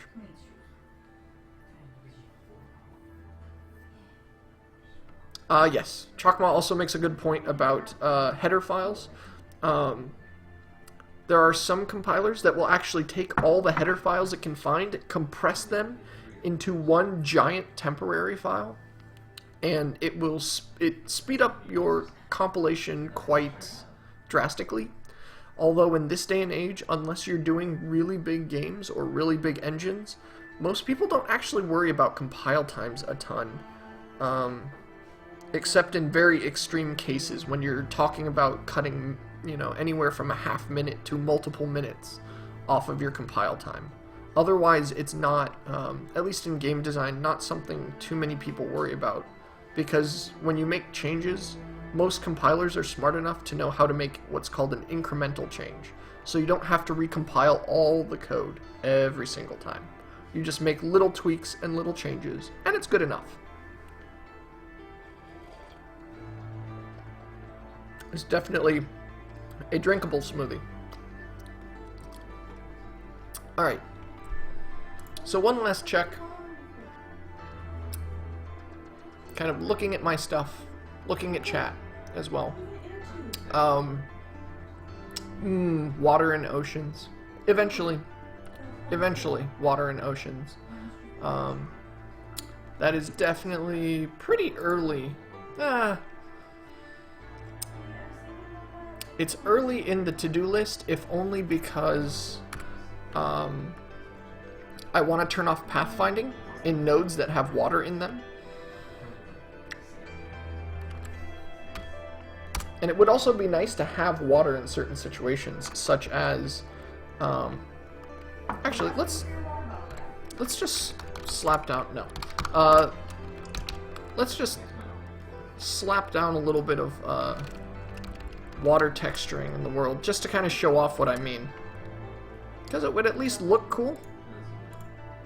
If not, also be something that adds to the actual prettiness of the world. So I'm just going to make this, like, giant water thing. And we are going to quickly dig in, attach essentially a wave generator to it. And I'm going to turn down the wave speed because we're at a pretty small scale right now. Let's do that. That looks good.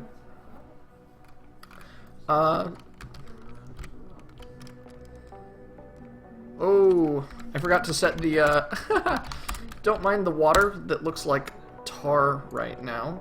I just need to create a quick default material that is blue. Let's just make it, yeah, that's a nice light blue.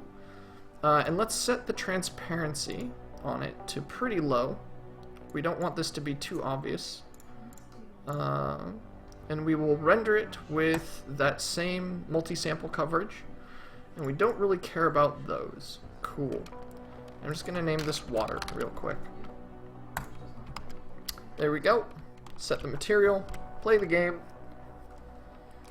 So something is definitely still going wrong because it looks like my water is tar. Did I not set the material correctly? I might not have. No, that's the water material. And there's my water block. And there I am, hopefully, geometry. Oh, you know what? We have to also set the material for all of the actual geometry nodes. There we go, that looks much better. So you can see it looks a little bit funny still. But there we go. Hey, water, right? It's shiny, it's cool, it does its thing. This needs a little bit of work, obviously. The waves are high enough that they come through terrain in funny spots, and it looks kind of funny when the water also dips below terrain like this. Not the end of the world, and you can actually see it looks really neat in cases where, like, it's right up against the trees. Looks sweet. You can also see the hard edge where that water node stops existing. Just to kind of see what I'm aiming for, though. This is kind of what I was shooting for when I said I wanted to add water. Obviously, I want something a little more complex, and we want it to follow the camera around a little smarter. But it's not the end of the world. fact, it's kind of fun to look at the wireframes of stuff like this, because it gets all kinds of crazy. Because it's just constantly modulating around, and we're generating random waves, so it, once again, really cool to look at. But that's for another day. The water does look pretty at night, too. Hey, Rob. Yes? How long until you're done? Almost. Alright.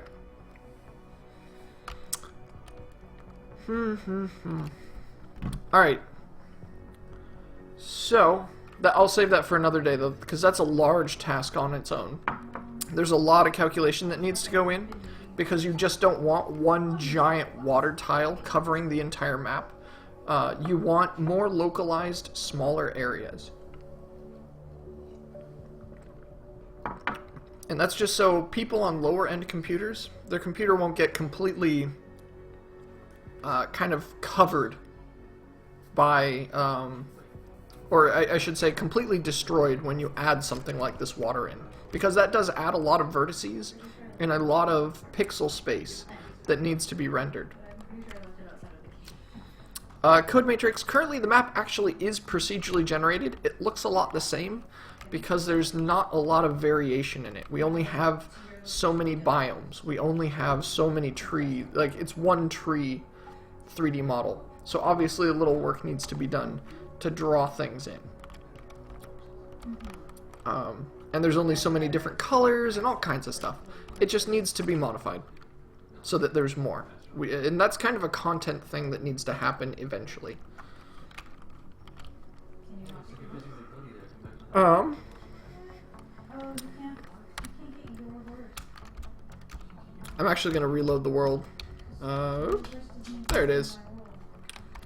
Just to kind of show it does change. So here, the first time we start, we've got our people sitting in kind of a three-strip land where we've got a hunk of plains, we've got a hunk of forest, and we've got a hunk of mountains. And then if we reload, you can find... Actually, it looks really similar, doesn't it? You know what? Okay, let's take a quick look at this.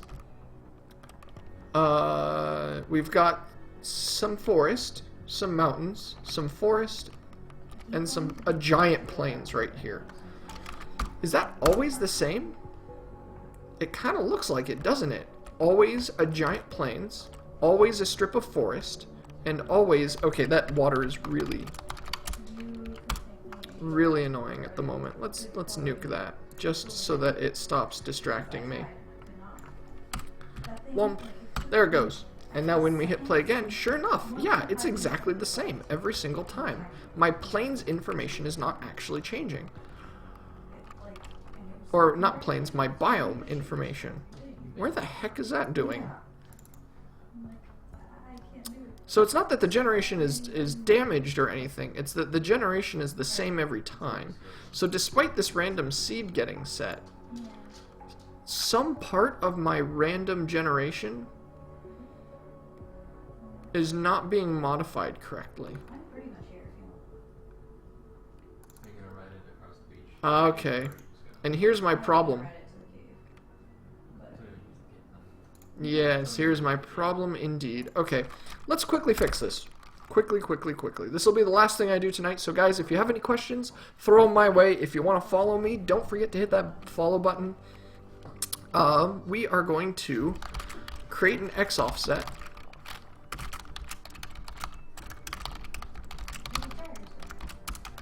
And we're going to set that offset from a really small number to a really big number. And we're going to do that for X and Y. So we're going to generate two pretty crazy numbers.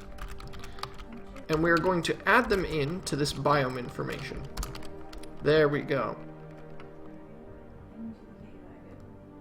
So this should take essentially that map that you're seeing and shift it in a bunch of crazy directions so that even if the landscape changes in such a way that... I'm going to look at this code once more very quickly. Even if the landscape changes, the system that... I'm going to generate a little more verbose name here. Just so that if the information in one part of the map changes, we shift it so that it is at a new random offset, and that will generate a completely new biome setup. So remember, we had that strip down the center of forest, the giant plains on one side, and that strip of mountains with forest on the far side. Let's see if it keeps doing that. Ah, this already looks nice and different. Look at that. Okay, big mountain range that's going in the opposite direction. We can't really locate a huge plains. There's kind of this small hunk here, but now we've got a nice big forest.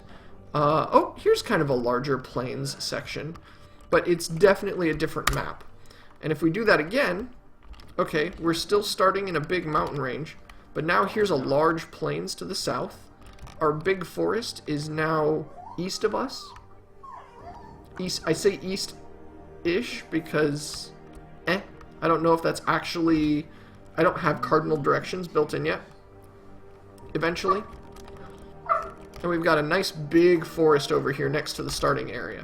That looks a lot better already. Oh, now we're starting in a plains. Okay, we know we've definitely fixed this at this point. That is a nice catch there, Code Matrix. Thanks for noticing. Sometimes I get caught up in such small details that I will forget about larger details and double checking that kind of stuff. And so sometimes you just kind of miss it until somebody goes, that looks all the same. Whoops. Alright. Ah, very satisfying. Cracking knuckles. Ooh, that was a good pop right there too. Any more? No? No more. Okay, no moss. I've got a little lasagna left. It's probably cold, but that's okay, because it's going in my mouth anyway.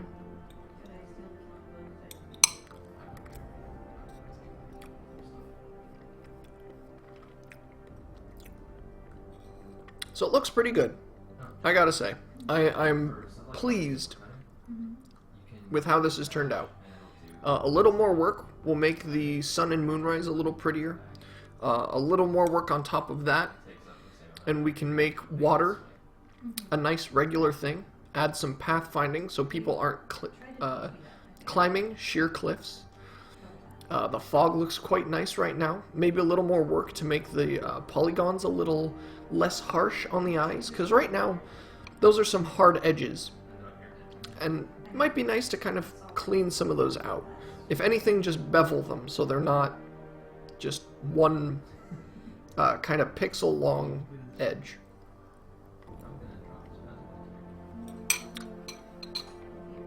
But for now, I have housemates who want to play video games, who are playing video games without me, and I intend on either joining them or practicing my Captain Falcon in Smash. So, if you guys have any more questions, toss them my way. Otherwise, I'll stay in the chat room a little bit. And I definitely need to check CodeMatrix's question, and so I'll stick around to answer that. But aside from that, thanks for joining me, guys.